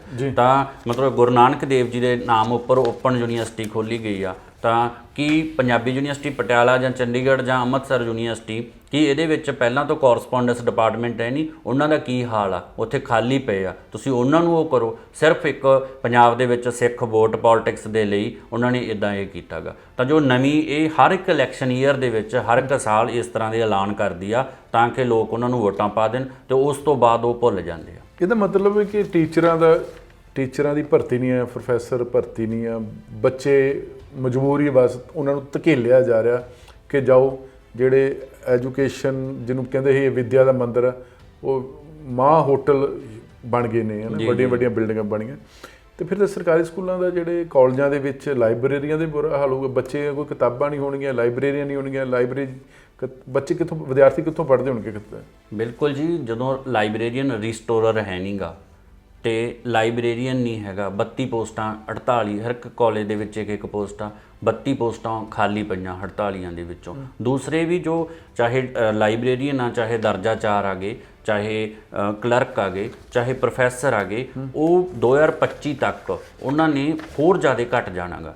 ਮਤਲਬ UGC ਦੀਆਂ ਜਿਹੜੀਆਂ ਗਾਈਡਲਾਈਨਸ ਨੇ, ਰੂਸਾ ਦੀਆਂ ਗਾਈਡਲਾਈਨਸ ਆ, ਉਹ ਸਕੀਮ ਗ੍ਰਾਂਟ ਦਿੰਦੀ ਆ। ਪੰਜਾਬ ਸਰਕਾਰ ਦੀਆਂ, ਭਾਰਤ ਸਰਕਾਰ ਦੀਆਂ ਜਿੰਨੀਆਂ ਵੀ ਇਹਨਾਂ ਦੀਆਂ ਆਪਣੀਆਂ ਬਣਾਈਆਂ ਹੋਈਆਂ ਗਾਈਡਲਾਈਨਸ ਆ, ਉਹਦੇ ਵਿੱਚ ਕਿਹਾ ਗਿਆ ਕਿ ਕੋਈ ਵੀ ਇੰਸਟੀਚਿਊਟ ਦੇ ਵਿੱਚ 10% ਤੋਂ ਵੱਧ ਜਾਂ ਕਿਤੇ ਰੇਸ਼ੋ ਇੱਧਰ ਉੱਧਰ ਆ, ਐਵਰੇਜ 10% ਤੋਂ ਵੱਧ ਕੱਚਾ ਸਟਾਫ ਨਹੀਂ ਹੋਊਗਾ, ਉਹ ਵੀ ਕਿਸੇ ਸੀਮਤ ਸਮੇਂ ਲਈ, ਕਿ ਅਚਾਨਕ ਨਹੀਂ ਭਰਤੀ ਹੋ ਰਹੀ ਤਾਂ ਕੁਝ ਸੀਮਤ ਸਮੇਂ ਲਈ। ਇਹਨਾਂ ਨੇ ਉਸ ਰੂਲ ਨੂੰ ਉਲਟਾ ਕਰਤਾ, ਉਹਦਾ ਸਿਰ ਥੱਲੇ ਕਰਤਾ, ਲੱਤਾਂ ਤਾਂ ਕਰਤੀਆਂ। ਇਹਨਾਂ ਨੇ 90% ਕੱਚਾ ਕਰਤਾ ਕੰਮ, 10% ਉਹ ਵੀ ਜਿਹੜੇ ਪਹਿਲਾਂ ਦੇ ਰੱਖੇ ਗਏ ਆ 96 ਤੋਂ ਜਾਂ ਉਸ ਤੋਂ ਪਹਿਲਾਂ ਦੇ, ਉਹ ਚੱਲ ਰਹੇ ਆ, ਉਹ ਹੌਲੀ ਹੌਲੀ ਰਿਟਾਇਰ ਹੋ ਰਹੇ ਆ। ਫਿਰ ਤੇ ਲਾਇਬ੍ਰੇਰੀ ਖਾਲੀ ਹੋਣੀ, ਕਿਤਾਬਾਂ ਨਹੀਂ ਹੋਣਗੀਆਂ। ਕਿਤਾਬਾਂ ਹੈ ਪਰ ਕੋਈ ਪੜ੍ਹਾਉਣ ਵਾਲਾ ਹੈ ਨਹੀਂ, ਉਹਨਾਂ ਨੂੰ ਇਸ਼ੂ ਕਰਵਾ ਕੇ ਦੇਣ ਵਾਲਾ ਨਹੀਂ ਹੈ। ਸਾਡੇ ਕੋਲ ਤਾਂ ਪੈਸੇ ਹੈ ਨਹੀਂ ਆ, ਸੈਂਟਰ ਸਰਕਾਰ ਦਾ ਹਿੱਸਾ ਪਾ ਲਓ, ਕਿਉਂਕਿ ਬਹੁਤ ਜਿਹੜੀਆਂ ਸਕੀਮਾਂ ਨੇ, ਪਹਿਲਾਂ ਸੈਂਟਰ ਸਰਕਾਰ 75-25, ਫਿਰ 65-35, ਫਿਰ 55-45 ਰੇਸ਼ੋ ਨਾਲ ਕਰਦੀਆਂ ਗਈਆਂ। ਇਹ ਜਿਹੜੀਆਂ ਜੀ ਇਹ HEIS ਸੁਸਾਇਟੀ ਆ, ਹਾਇਰ ਐਜੂਕੇਸ਼ਨ ਇੰਸਟੀਚਿਊਟ ਸੁਸਾਇਟੀ, ਇਹ ਗਵਰਨਮੈਂਟ ਆਫ ਇੰਡੀਆ ਕਹਿੰਦੇ ਸਟੇਟ ਗਵਰਨਮੈਂਟ, ਇਹ ਪੰਜਾਬ ਸਰਕਾਰ ਦੇ ਸਰਕਾਰੀ ਕਾਲਜਾਂ ਦੇ ਵਿੱਚ ਹੈਗਾ। ਇਹਦੇ ਵਿੱਚ ਕੀ ਹੈਗਾ ਕਿ ਇਹ ਸਰਕਾਰੀ ਕਾਲਜ, ਜਿੱਦਾਂ ਅਸੀਂ ਸਰਕਾਰੀ ਹਸਪਤਾਲਾਂ 'ਚ ਮੈਕਸ ਦੇ ਨਾਂ ਤੇ ਦੇਖਦੇ ਹਾਂ, ਪ੍ਰਾਈਵੇਟ ਹਸਪਤਾਲ ਖੋਲ੍ਹਤੇ, ਬਿਲਡਿੰਗ ਸਰਕਾਰੀ ਆ, ਠੀਕ ਹੈ, ਸਰਕਾਰ ਦੀ ਜਗ੍ਹਾ ਗਈ, ਉੱਦਾਂ ਹੀ ਸਰਕਾਰੀ ਕਾਲਜਾਂ ਦੇ ਵਿੱਚ ਜਿਹੜੇ ਨਵੇਂ ਕੋਰਸ ਆਏ ਆ, ਮੈਂ ਪਹਿਲਾਂ ਜਿਨ੍ਹਾਂ ਦੀ ਗੱਲ ਕੀਤੀ ਆ, ਹੋਟਲ ਮੈਨੇਜਮੈਂਟ ਜਾਂ ਕੰਪਿਊਟਰ ਸਾਇੰਸ ਜਾਂ ਹੋਰ ਇਨਵਾਇਰਮੈਂਟ ਜਾਂ ਵਿਮਨ ਸਟੱਡੀ, ਡਿਫੈਂਸ ਸਟੱਡੀ ਜਾਂ ਇਸ ਤਰ੍ਹਾਂ ਦੇ, ਜਾਂ ਕੋਈ ਵੀ ਆਮ ਵੀ ਜੇ ਕੋਈ MA ਪੰਜਾਬੀ ਵੀ ਲੈਣੀ ਚਾਹੁੰਦਾ ਗਾ, ਜੇ ਅੱਜ ਕੋਈ ਕਾਲਜ ਪਹਿਲਾਂ ਤਾਂ ਉਹਦੇ ਵਿੱਚ ਨਹੀਂ, ਜੇ ਉਹ MA Punjabi, MA history, MA philosophy ਕੋਈ ਵੀ ਸਬਜੈਕਟ ਲੈਣਾ ਚਾਹੁੰਦਾ, ਨਵਾਂ ਕੋਈ ਵੀ ਕੋਰਸ ਖੋਲ੍ਹਣਾ ਚਾਹੁੰਦਾ, ਤਾਂ ਸਰਕਾਰ ਜਾਂ ਯੂਨੀਵਰਸਿਟੀ ਕਹਿੰਦੀ ਕਿ ਸਾਡੇ ਕੋਲ ਪੈਸਾ ਨਹੀਂ, ਇਹਦੇ ਲਈ ਤੁਸੀਂ higher education society self finance ਜਿਹੜੇ ਕੋਰਸ ਆ ਉਹ ਸ਼ੁਰੂ ਕਰੋ। ਉਹਦੇ 'ਚ ਬੱਚਿਆਂ ਤੋਂ 40-40, 50-50 ਹਜ਼ਾਰ ਸਮੈਸਟਰ ਦੀ ਫੀਸ ਲਓ, ਉਹਦੇ ਵਿੱਚੋਂ ਹੀ ਤੁਸੀਂ ਆਪਣੇ ਆਪ ਜਿੰਨੇ ਟੀਚਰ ਚਾਹੀਦੇ ਆ, ਜਿੰਨੇ ਸਮੇਂ ਲਈ ਚਾਹੀਦੇ ਆ, ਰੱਖੋ, ਕੱਢੋ, ਸਾਡਾ ਉਹਦੇ ਨਾਲ ਕੋਈ ਸੰਬੰਧ ਨਹੀਂ। ਮਤਲਬ ਸਰਕਾਰੀ ਕਾਲਜਾਂ ਦੇ ਵਿੱਚ ਪ੍ਰਾਈਵੇਟ ਕਾਲਜ ਖੋਲ੍ਹ ਦਿੱਤੇ ਗਏ ਆ ਜੀ, ਇਹ ਬਾਦਲ ਐਂਡ ਕੈਪਟਨ ਕੰਪਨੀਆਂ ਵੱਲੋਂ। ਜਿਸ ਤਰ੍ਹਾਂ ਪੰਜਾਬ ਦੇ ਜਿਹੜੇ ਐਜੂਕੇਸ਼ਨ ਪੱਖੋਂ ਜਿਹੜੇ ਹਾਲਾਤ ਨੇ, ਉਹ ਤੇ ਪੰਜਾਬ ਪੂਰੀ ਤਰ੍ਹਾਂ ਜਾਣ ਚੁੱਕਿਆ ਹੈਗਾ। ਸਾਡੇ ਕੋਲ ਗਵਾਂਢੀ ਸੂਬੇ ਨੇ ਜਿਹੜੇ ਪੰਜਾਬ ਚੋਂ ਨਿਕਲੇ ਨੇ, ਅਸੀਂ ਹਿਮਾਚਲ ਪ੍ਰਦੇਸ਼ ਦੀ ਗੱਲ ਕਰੀਏ ਜਾਂ ਹਰਿਆਣਾ ਦੀ, ਉੱਥੋਂ ਦਾ ਜਿਹੜਾ ਨੌਜਵਾਨ ਆ, ਜਿਹੜੇ ਕਾਲਜਾਂ ਦੇ ਵਿੱਚ ਜਾਂ ਯੂਨੀਵਰਸਿਟੀਆਂ ਦੇ ਵਿੱਚ, ਉਹ ਸਾਡੇ ਵਾਂਗ ਹੀ ਮਹਿਸੂਸ ਕਰਦਾ ਹੈਗਾ ਕਿ ਉਹਨਾਂ ਦੀ ਜਾਂ ਐਜੂਕੇਸ਼ਨ ਸਾਡੇ ਬਰਾਬਰ ਹੈ, ਜਾਂ ਉਹਨਾਂ ਦੀ ਵਧੀਆ ਸਾਡੀ ਮਾੜੀ, ਜਾਂ ਉਹਨਾਂ ਦੀ ਮਾੜੀ ਸਾਡੀ ਵਧੀਆ। ਵੈਸੇ ਤਾਂ ਜੀ ਜਿਹੜੀਆਂ ਭਾਰਤ ਸਰਕਾਰ ਕੋਲ, ਚਾਹੇ ਕਾਂਗਰਸ ਆ ਜੇ, ਚਾਹੇ BJP ਜਾਂ ਚਾਹੇ ਕੋਈ ਥਰਡ ਆ ਜੇ, ਉਹਨਾਂ ਦੀਆਂ ਵੈਸੇ ਤਾਂ ਇਹ ਜੋ 1990-91 ਤੋਂ ਬਾਅਦ ਜੋ ਮਤਲਬ WTO ਦੀਆਂ ਨੀਤੀਆਂ, ਇਹ ਸਾਰੇ ਲਾਗੂ ਕਰਨ ਤਾਂ ਉਹਨਾਂ ਨੂੰ ਨਹੀਂ ਲੱਗੇ ਹੋਏ ਆ, ਚਾਹੇ ਸੈਂਟਰ ਸਰਕਾਰ ਆ, ਚਾਹੇ ਮਤਲਬ ਸਟੇਟ ਸਰਕਾਰਾਂ ਜਾਂ ਚਾਹੇ ਕਿਸੇ ਵੀ ਮਤਲਬ ਕੰਪਨੀ ਦੀ ਆ ਜੀ। ਤਾਂ ਦੂਸਰੀ ਗੱਲ ਇਹ ਹੈ ਕਿ ਜਿਹੜੀ ਫਿਰ ਵੀ ਇਹਦੇ ਬਾਵਜੂਦ ਵੀ ਮਤਲਬ ਹੈ ਤਾਂ ਉੱਥੇ ਵੀ ਬੁਰਾ ਹਾਲ, ਜਿੰਨੀਆਂ ਚੀਜ਼ਾਂ ਸਹੂਲਤਾਂ ਚਾਹੀਦੀਆਂ ਪੰਜਾਬ ਦੇ ਗੁਆਂਢੀ ਸੂਬਿਆਂ 'ਚ, ਪਰ ਪੰਜਾਬ ਨਾਲੋਂ ਕਿਤੇ ਨਾ ਕਿਤੇ ਬੈਟਰ ਆ। ਹਰਿਆਣੇ ਦੀ ਮੈਂ ਤੁਹਾਨੂੰ ਜੇ ਦੱਸਾਂ, ਹਰਿਆਣੇ ਦੀ ਆਬਾਦੀ ਜੋ ਪਿਛਲੇ ਜਿਹੜੀ ਜਨਗਣਨਾ ਉਹਦੇ ਅਕੋਰਡਿੰਗ, ਹਾਂਜੀ ਜੀ, 2.5 ਕਰੋੜ ਦੇ ਲਗਭਗ ਆ ਜੀ, ਤੇ ਕਾਲਜ 170 ਸਰਕਾਰੀ ਕਾਲਜ। ਹਿਮਾਚਲ ਆਪਣੇ ਕੋਲ 48, ਉਹਨਾਂ ਕੋਲ 170। ਪੰਜਾਬ ਤੋਂ ਖੇਤਰ ਵੀ ਛੋਟਾ ਤੇ ਆਪਣਾ ਉਹਦੀ ਆਬਾਦੀ ਵੀ ਥੋੜੀ ਆ। ਬਿਲਕੁਲ। ਹਿਮਾਚਲ ਪ੍ਰਦੇਸ਼ ਦੀ ਪਿਛਲੀ ਜਿਹੜੀ ਜਨਗਣਨਾ 55 ਲੱਖ ਆ, ਹੁਣ ਉਹ ਸ਼ਾਇਦ 80 ਲੱਖ ਦੇ, ਮਤਲਬ ਕਿ 1 ਕਰੋੜ ਤੋਂ ਘੱਟ ਆ ਗਈ। ਉੱਥੇ 94 ਸਰਕਾਰੀ ਕਾਲਜ, ਪੰਜਾਬ ਤੋਂ ਦੁੱਗਣੇ ਜੀ। ਤੇ ਪੰਜਾਬ ਜਿੱਦਾਂ 170 ਹਰਿਆਣੇ 'ਚ, 94 ਹਿਮਾਚਲ 'ਚ, ਉਹ ਤਾਂ ਕਾਲਜ ਹੋ ਗਏ। ਪੰਜਾਬ ਦੀ ਫੈਕਲਟੀ ਉੱਥੇ ਕੰਪਲੀਟ ਸਾਡੇ ਕੋਲ ਜੀ, ਉੱਥੇ ਰੈਗੂਲਰ ਹਰ ਸਮੇਂ ਭਰਤੀ ਹੁੰਦੀ ਰਹਿੰਦੀ ਹੈ। ਉੱਥੇ ਵੀ ਕੱਚੀ ਹੈਗੀ ਆ ਤਾਂ, ਪਰ ਜੇ ਉੱਥੇ ਕੱਚੇ ਪ੍ਰੋਫੈਸਰ ਰੱਖੇ ਵੀ ਜਾਂਦੇ, ਉਹਨਾਂ ਨੂੰ ਪੱਕੇ ਪ੍ਰੋਫੈਸਰਾਂ ਜਿੰਨੀ ਤਨਖਾਹ ਦਿੱਤੀ ਜਾਂਦੀ ਹੈ, ਪਰ ਉੱਥੇ ਟਾਈਮ ਟੂ ਟਾਈਮ ਭਰਤੀ ਹੁੰਦੀ ਰਹਿੰਦੀ ਆ। ਪੰਜਾਬ ਦੀ ਆਬਾਦੀ 2.25 ਕਰੋੜ ਆ ਤੇ ਇੱਥੇ 47 ਕਾਲਜ ਆ। ਤਾਂ ਮਤਲਬ ਜਿਹੜੇ ਆਪਣੇ ਮਤਲਬ ਇਹ ਹਾਲ ਹੈ ਇਹਨਾਂ ਦਾ। ਉੱਥੇ ਜਾਣੀ ਕਿ ਜਿਹੜਾ ਟੀਚਰ ਨੂੰ ਜਿਹੜੀ ਫੈਕਲਟੀ ਆ, ਉਹ ਰੈਗੂਲਰ ਦੇ ਬਰਾਬਰ ਤਨਖਾਹ ਦਿੱਤੀ ਜਾਂਦੀ, ਤੇ ਆਪਣੇ ਕੀ ਦਿੰਦੇ ਨੇ? ਆਪਣੇ ਜੀ ਜੋ ਪਹਿਲਾਂ ਤਾਂ 1996 ਤੋਂ 2002 ਤੱਕ 3500 ਦਿੰਦੇ ਸੀਗੇ, ਫਿਰ 2002 ਤੋਂ ਲੈ ਕੇ 2007 ਤੱਕ ਇਹ ਪਹਿਲਾਂ 5000, ਫਿਰ 7000, ਹੁਣ ਜਿਹੜਾ ਹੈਗਾ ਗਾ ਪਿਛਲੇ ਸਾਲਾਂ 'ਚ 21000 ਕੀਤਾ ਗਾ। ਤੇ ਉਹ ਵੀ ਜਿਹੜਾ ਬੰਦਾ PhD ਜਿਹਨੇ 7 ਸਾਲ ਲਾਏ PhD ਕਰਨ ਵਾਸਤੇ, ਉਹਨੂੰ 21000 ਰੁਪਏ ਮਿਲਦਾ। 21000 ਉਹ ਵੀ ਸਰਕਾਰ ਨਹੀਂ ਦਿੰਦੀ, ਉਹ ਪਹਿਲਾਂ ਤਾਂ ਸਾਰੇ ਦਾ ਸਾਰਾ PTA 'ਚੋਂ ਹੀ ਦਿੱਤਾ ਜਾਂਦਾ ਸੀ, ਹੁਣ ਅੱਧਾ ਸਰਕਾਰ ਦਿੰਦੀ ਹੈ, ਅੱਧਾ PTA 'ਚੋਂ ਦਿੰਦੀ ਆ, ਕਿਉਂਕਿ ਉਹਨਾਂ ਨੇ ਜਦੋਂ ਸੰਘਰਸ਼ ਕੀਤਾ ਤਾਂ ਇੰਨਾ ਕਿੰਨਾ ਨਹੀਂ ਕੀਤਾ, ਔਰ ਉਹ ਵੀ ਪਹਿਲਾਂ 7 ਮਹੀਨਿਆਂ ਲਈ ਦਿੱਤਾ ਜਾਂਦਾ ਸੀਗਾ। ਪਰ 21000 'ਚ ਗੁਜ਼ਾਰਾ ਕਿਵੇਂ ਕਰਦਾ, ਜਿੰਨੇ ਆਪਣੀ ਸਾਰੀ ਜ਼ਿੰਦਗੀ ਪੜ੍ਹਨ 'ਤੇ ਲਾਤੀ ਹੈਗੀ ਜੀ। 7 ਸਾਲ PhD ਕਰਨਾ ਬੜੀ ਵੱਡਾ ਇੱਕ ਜਿਗਰਾ ਜੀਰਾ ਚਾਹੀਦਾ ਹੈਗਾ। ਤੇ ਉਹ ਵੀ ਸਸਤੀ ਨਹੀਂ ਹੁੰਦੀ PhD। ਬਿਲਕੁਲ ਬਿਲਕੁਲ ਜੀ। ਉਹ ਹੁਣ ਜੋ ਪ੍ਰਾਈਵੇਟ ਦੇ ਵਿੱਚ ਦੇਖੋਗੇ ਤਾਂ ਤੁਸੀਂ 3-3 ਲੱਖ ਰੁਪਈਆ ਫੀਸ ਆ PhD ਦੀ। ਤਾਂ ਸਰਕਾਰੀ ਦੇ ਵਿੱਚ ਅਸੀਂ ਇਸੇ ਕਰਕੇ ਸਰਕਾਰੀ ਕਾਲਜ ਬਚਾਓ ਮੰਚ ਵੱਲੋਂ ਇਹ ਮੁਹਿੰਮ ਸ਼ੁਰੂ ਕੀਤੀ ਆ ਕਿ ਅਸੀਂ ਹਾਇਰ ਐਜੂਕੇਸ਼ਨ ਨੂੰ ਬਚਾਈਏ। ਇਹ ਸਿਰਫ ਉੱਥੇ ਨੌਕਰੀ ਲੈਣ ਦੇ ਚਾਹਵਾਨ ਲੋਕਾਂ ਦਾ ਹੀ ਸੰਘਰਸ਼ ਨਹੀਂ ਹੈਗਾ, ਇਹ ਪੰਜਾਬੀਆਂ ਦਾ ਸੰਘਰਸ਼ ਆ। ਕਿਤੇ ਇਹ ਨਾ ਹੋਵੇ ਅਸੀਂ ਉੱਠੀਏ ਨਾ, ਅਸੀਂ ਪ੍ਰਾਈਵੇਟ ਇੰਸਟੀਚਿਊਟਸ ਨੂੰ ਖੋਲ੍ਹਣ ਦੇਈਏ, ਅਸੀਂ ਸਰਕਾਰ ਨੂੰ ਤਾਨਾਸ਼ਾਹੀਆਂ ਕਰਨ ਦੇਈਏ ਤਾਂ ਸਾਡੀ ਇੱਥੇ ਪੜ੍ਹਨ ਵਾਲੀ ਇਹ ਅੰਤਮ ਪੀੜ੍ਹੀ ਹੋ ਜਾਏ। ਇਹ ਜਿਹੜੀ ਸਰਕਾਰੀ ਸਿੱਖਿਆ ਬਚਾਓ ਮੰਚ ਆ, ਇਹ ਕਿੱਥੇ ਪੂਰੇ ਪੰਜਾਬ 'ਚ ਹੀ ਚੱਲ ਰਿਹਾ ਹੈਗਾ? ਕਿਹੋ ਜਿਹੇ ਲੋਕ ਇਹਦੇ ਨਾਲ ਜੁੜੇ ਨੇ? ਇਹ ਅਸੀਂ ਹੁਣੇ ਬਣਾਇਆ ਜੀ। ਅਸੀਂ ਪਹਿਲਾਂ ਤੋਂ ਲਗਾਤਾਰ ਛੋਟੀਆਂ ਲੋਕਲ ਲੈਵਲ ਤੇ ਮੀਟਿੰਗਾਂ ਤਾਂ ਕਰ ਰਹੇ ਸੀਗੇ, ਤਾਂ ਹੁਣ ਅਸੀਂ ਇਹਨੂੰ ਮਤਲਬ ਪੂਰੀ ਤਰ੍ਹਾਂ ਹਜੇ ਇਹਨੂੰ ਉਵੇਂ ਰੂਪ ਨਹੀਂ ਦਿੱਤਾਗਾ, ਪਰ ਅਸੀਂ ਇਹਨੂੰ ਪਿੱਛੇ ਅਸੀਂ ਡਿਗਰੀ ਫੂਕ ਪ੍ਰਦਰਸ਼ਨ ਕੀਤਾਗਾ ਕਿ ਆਪੋ ਆਪਣੀਆਂ ਜਿਹੜੀਆਂ ਐਲੀਜੀਬਿਲਟੀ ਦੀਆਂ ਕਾਲਜਾਂ 'ਚ ਲੱਗਣ ਦੀਆਂ ਡਿਗਰੀਆਂ ਉਹ ਯੂਨੀਵਰਸਿਟੀਆਂ ਦੇ ਗੇਟਾਂ ਤੇ ਫੂਕ ਗਏ। ਤਾਂ ਅਸੀਂ ਪਰਸੋਂ ਹੀ ਉਹ ਫੂਕ ਕੇ ਆਏ ਹਾਂ। ਤੇ ਅਸੀਂ ਅਸਲ 'ਚ ਉਹ ਡਿਗਰੀਆਂ ਨਹੀਂ ਫੂਕਿਆ, ਅਸੀਂ ਪੰਜਾਬ ਸਰਕਾਰ ਦੇ ਮੂੰਹ ਤੇ ਉਹ ਚਪੇੜ ਮਾਰ ਕੇ ਆਏ ਹਾਂ ਕਿ ਪੜ੍ਹੇ ਲਿਖੇ ਨੌਜਵਾਨ ਜਿਹੜੇ ਆ PhDਆਂ ਕਰੀਆਂ, ਨੈੱਟ ਪਾਸ ਆ, JRF ਆ, MPhil ਆ, ਉਹਨਾਂ ਦੇ ਰਿਸਰਚ ਪੇਪਰ ਆ, ਪਬਲਿਸ਼ ਕਿਤਾਬਾਂ ਗਈਆਂ, ਜੋ ਲੱਗਣ ਲਈ ਕਾਲਜ ਵਿੱਚ ਚਾਹੀਦਾ ਉਦੋਂ ਉਹਨਾਂ ਦੇ ਕੋਲੇ ਵੱਧ ਸਮਾਨ ਪਿਆ। ਈਵਨ ਕਿ ਅਸੀਂ ਪਿੱਛੇ ਮੈਂ ਕਿਹਾ ਸੀਗਾ ਕਿ ਕਿਲੋਆਂ ਦੇ ਹਿਸਾਬ ਨਾਲ ਮਤਲਬ ਸਾਡੀ ਯੋਗਤਾ ਹੁਣ ਡਿਗਰੀਆਂ ਨਹੀਂ ਰਹਿ ਗਈ, ਹੁਣ ਕਿਲੋਆਂ ਦੇ ਹਿਸਾਬ ਨਾਲ ਸਾਡੇ ਕੋਲੇ ਯੋਗਤਾ ਹੋ ਗਈ ਆ। ਤਾਂ ਇਹਦੇ ਬਾਵਜੂਦ ਵੀ ਸਰਕਾਰ ਜਦੋਂ ਕੁਝ ਨਹੀਂ ਕਰ ਰਹੀ ਤਾਂ ਅਸੀਂ ਇਹ ਮੰਚ ਬਣਾਇਆ। ਜਿਹੜਾ ਮੰਚ ਤੁਸੀਂ ਬਣਾਇਆ ਗਿਆ, ਇਹ ਜਿਹੜੇ ਪੰਜਾਬ ਦੇ 117 MLA ਜਾਂ 13 ਲੋਕ ਸਭਾ ਮੈਂਬਰ ਜਾਂ 7 ਰਾਜ ਸਭਾ ਮੈਂਬਰ, ਉਹਨਾਂ ਤੱਕ ਵੀ ਅਪਰੋਚ ਕੀਤੀ ਹੈ ਥਰੂ ਲੈਟਰ ਜਾਂ ਉਹਨਾਂ ਚਿੱਠੀਆਂ ਲਿਖੀਆਂ ਨੇ ਕਿ ਰੱਬ ਦਾ ਵਾਸਤਾ ਸਰਕਾਰੀ ਸਿੱਖਿਆ ਦਾ ਇੰਨਾ ਬੁਰੇ ਹਾਲ ਆ, ਤੁਸੀਂ ਕੁਝ ਸੁਣ ਲਓ? ਅਸੀਂ ਉਹਨਾਂ ਦੇ ਨਾਂ ਤੇ ਕੱਲ੍ਹ ਹੀ ਖੁੱਲ੍ਹਾ ਖੱਤ ਲਿਖ ਕੇ ਹਟੇ ਹਾਂ। ਉਸ ਤੋਂ ਪਹਿਲਾਂ ਅਸੀਂ ਉਹਨਾਂ ਦੀ ਹਰ ਇੱਕ ਪੇਜ ਦੇ ਉੱਪਰ, ਜੋ ਸੋਸ਼ਲ ਮੀਡੀਆ ਦੇ ਪੇਜ ਆ ਉਹਨਾਂ ਦੇ ਹਰ ਇੱਕ ਪੇਜ ਦੇ ਉੱਪਰ ਅਸੀਂ ਡੇਲੀ ਦੇ ਗਿਣਤੀ ਸੈਂਕੜਿਆਂ ਦੀ ਗਿਣਤੀ ਵਿੱਚ ਆਪਣੀ ਇਹੀ ਮੰਗ ਪਾ ਰਹੇ ਹਾਂਗੇ। ਅਸੀਂ ਉਹਨਾਂ ਨੂੰ ਮੰਗ ਪੱਤਰ ਬਣਾ ਰਹੇ ਹਾਂ, ਅਸੀਂ ਭੇਜ ਵੀ ਰਹੇ ਹਾਂ। ਮੰਗ ਪੱਤਰ ਕਿ ਲਾਹਨਤ ਪੱਤਰ? ਲਾਹਨਤ ਪੱਤਰੀ ਕਵਾਂਗੇ ਜੀ ਹੁਣ ਤਾਂ। ਅੱਛਾ, ਇਹ ਜਿਸ ਤਰ੍ਹਾਂ ਪੰਜਾਬ ਦੇ ਜਿਹੜੇ ਕਾਲਜ ਨੇ, ਇਹ ਤੇ ਫਿਰ ਤੁਹਾਨੂੰ ਲੱਗਦਾ ਕਿ ਜਿਹੜੀਆਂ ਗਵਰਨਮੈਂਟ ਆਫ ਇੰਡੀਆ ਦੇ ਜਾਂ HRD ਦੀਆਂ ਗਾਈਡਲਾਈਨ ਆ ਕਿ ਹਰ ਕਾਲਜ ਨੂੰ ਉਹ ਨੈਕ ਜਿਹੜਾ ਨਾ ਬਣਾਇਆ ਹੈਗਾ NAAC ਉਹ ਕਰਵਾਉਣੀ ਪੈਂਦੀ ਹੈਗੀ, ਇਹ ਕਰਵਾਉਂਦੇ ਨੇ ਪੰਜਾਬ ਵਾਲੇ? ਫਿਰ ਇਹ ਬਿਲਕੁਲ ਨਹੀਂ ਕਰਵਾ ਰਹੇ ਜੀ। ਮਤਲਬ ਜਿਹੜੇ ਕੋਈ ਕਾਲਜ ਦੇ ਵਿੱਚ ਥੋੜਾ ਜਿਹਾ ਅੱਛੇ ਹਾਲਾਤ ਹੁੰਦੇ ਆ ਉਹਦੇ ਲਈ ਕਰਵਾ ਦਿੰਦੇ ਆ, ਬਾਕੀ ਕਾਲਜਾਂ ਦੇ ਲਈ ਉਹ ਨਹੀਂ ਕਰਵਾ ਰਹੇਗੇ। ਕਾਰਨ ਵੀ ਇਨਫਰਾਸਟ੍ਰਕਚਰ ਕਾਰਨ ਕਿਉਂਕਿ ਖੇਡਾਂ ਲਈ ਮੈਦਾਨ ਨਹੀਂ, ਲਾਇਬ੍ਰੇਰੀਆਂ ਦੇ ਵਿੱਚ ਬੈਠਣ ਲਈ ਲਾਇਬ੍ਰੇਰੀਅਨ ਨਹੀਂ, ਸਰਕਾਰੀ ਰੈਗੂਲਰ ਪ੍ਰੋਫੈਸਰ ਨਹੀਂ, ਕਿਉਂਕਿ ਉਹਨਾਂ ਨੇ ਗਾਈਡਲਾਈਨਸ ਦਿੱਤੀਆਂ ਹੋਈਆਂ ਕਿ ਇੰਨੇ ਰੈਗੂਲਰ ਹੋਣੇ ਚਾਹੀਦੇ ਹੈਗੇ, ਪਰ ਇਹਨਾਂ ਨੇ ਉਲਟਾ ਕੀਤਾ ਹੋਇਆ ਬਿਲਕੁਲ ਵੀ। ਅੱਛਾ, ਇੱਕ ਸਰਕਾਰੀ ਕਾਲਜ ਹੋ ਗਿਆ ਕਿ ਤੁਸੀਂ ਕਹਿ ਰਹੇ ਹਾਇਰ ਐਜੂਕੇਸ਼ਨ ਇਹਨਾਂ ਸਿਸਟਮ HIS ਕਰਤੇ, ਇੱਕ ਜਿਹੜੇ ਕਨਸਟੀਟਿਊਟ ਕਾਲਜ ਆ ਉਹ ਕੀ ਚੀਜ਼ ਆ? ਅੱਛਾ ਜੀ, ਉਹ ਭਾਰਤ ਸਰਕਾਰ ਦੀ ਸਕੀਮ ਸੀ। ਉਹਦੇ ਵਿੱਚ ਪੰਜਾਬ ਦੇ ਲੋਕਾਂ ਨੇ ਜ਼ਮੀਨ ਡੋਨੇਟ ਕੀਤੀ ਆਪਣੀ ਕਾਲਜ ਖੋਲ੍ਹਣ ਲਈ। ਪਿੰਡਾਂ ਨੇ ਮਤੇ ਪਾਸ ਕਰਕੇ, ਪਿੰਡਾਂ ਨੇ ਕੋਈ ਵਾਧੂ ਪਈ ਜ਼ਮੀਨ ਕਿਸੇ ਧਾਰਮਿਕ ਸੰਸਥਾ ਵੱਲੋਂ ਜਾਂ ਕਿਸੇ ਪਿੰਡ ਦੇ ਕਿਸੇ ਅਮੀਰ ਵਿਅਕਤੀ ਵੱਲੋਂ ਉਹ ਜ਼ਮੀਨ ਲੋਕਾਂ ਵੱਲੋਂ ਡੋਨੇਟ ਕੀਤੀ ਗਈ ਸੀਗੀ। ਜੀ। ਉਹਦੇ ਉੱਤੇ ਸੈਂਟਰ ਸਰਕਾਰ ਨੇ ਬਿਲਡਿੰਗਾਂ ਬਣਵਾਈਆਂ, ਫਿਰ ਉਹ ਪੰਜਾਬ ਸਰਕਾਰ ਨੂੰ ਸੌਂਪਤੇ ਆ। ਤਾਂ ਉਹ ਹੁਣ ਪੰਜਾਬ ਸਰਕਾਰ ਨੇ ਉਹਨਾਂ ਕਾਲਜਾਂ 'ਚ 31 ਕਾਲਜ ਨੇ ਉਹ ਚੰਡੀਗੜ੍ਹ ਯੂਨੀਵਰਸਿਟੀ, ਪੰਜਾਬ ਯੂਨੀਵਰਸਿਟੀ ਚੰਡੀਗੜ੍ਹ ਕੋਲੇ 6 ਨੇ। 6 ਕਾਲਜਾਂ ਦੇ ਵਿੱਚ ਇੱਕ ਵੀ ਭਰਤੀ ਪੱਕੀ ਨਹੀਂ ਹੋਏਗੀ, ਮਤਲਬ 6 ਦੇ 6 ਕਾਲਜ ਕੱਚੇ ਸਟਾਫ ਨਾਲ ਚੱਲ ਰਹੇ ਆ। ਇੱਦਾਂ ਹੀ ਪੰਜਾਬੀ ਯੂਨੀਵਰਸਿਟੀ ਪਟਿਆਲਾ ਕੋਲ 15 ਨੇ ਤੇ ਗੁਰੂ ਨਾਨਕ ਦੇਵ ਯੂਨੀਵਰਸਿਟੀ ਟੋਟਲ 31 ਆ। ਸਾਰਿਆਂ ਮਤਲਬ ਪੰਜਾਬੀ ਯੂਨੀਵਰਸਿਟੀ ਨੇ ਪਹਿਲੀ ਵਾਰ ਭਰਤੀ ਇੱਕ ਜਾਂ 2 ਭਰਤੀਆਂ ਪੱਕੀਆਂ ਕੀਤੀਆਂ, ਫਿਰ ਉੱਥੇ ਕੱਚਾ ਸਟਾਫ ਚੱਲ ਰਿਹਾ। ਲੋਕਾਂ ਨੇ ਜਗ੍ਹਾ ਵੀ ਦੇ ਦਿੱਤੀ, ਬਿਲਡਿੰਗ ਬਣਾ ਕੇ ਦੇ ਦਿੱਤੀ, ਪਰ ਸਰਕਾਰ ਨੇ ਆਪਣੀ ਜ਼ਿੰਮੇਵਾਰੀ ਨਹੀਂ ਨਿਭਾਈ। ਹਾਂਜੀ, ਕਿਉਂਕਿ ਹੌਲੀ ਹੌਲੀ ਉਹਨਾਂ ਨੂੰ ਹੜੱਪ ਲੈਣਗੇ। ਇਹਨਾਂ ਦੀ ਅੱਖ ਉਹਨਾਂ ਕਾਲਜਾਂ ਨੂੰ ਬੰਦ ਕਰਕੇ ਪ੍ਰਾਈਵੇਟ ਅਦਾਰਿਆਂ ਨੂੰ, ਪ੍ਰਾਈਵੇਟ ਯੂਨੀਵਰਸਿਟੀਆਂ ਨੂੰ, 16 ਯੂਨੀਵਰਸਿਟੀਆਂ ਜੇ ਕਾਮਯਾਬੀ ਨਾਲ ਚੱਲ ਸਕਦੀਆਂ ਗਈਆਂ ਤੇ ਜਾਂ ਕਿੰਨੇ ਪ੍ਰਾਈਵੇਟ ਕਾਲਜ ਚੱਲ ਸਕਦੇ ਆ, ਤਾਂ ਸਰਕਾਰੀ ਕਾਲਜ ਕਿਉਂ ਨਹੀਂ ਚੱਲ ਸਕਦੇ?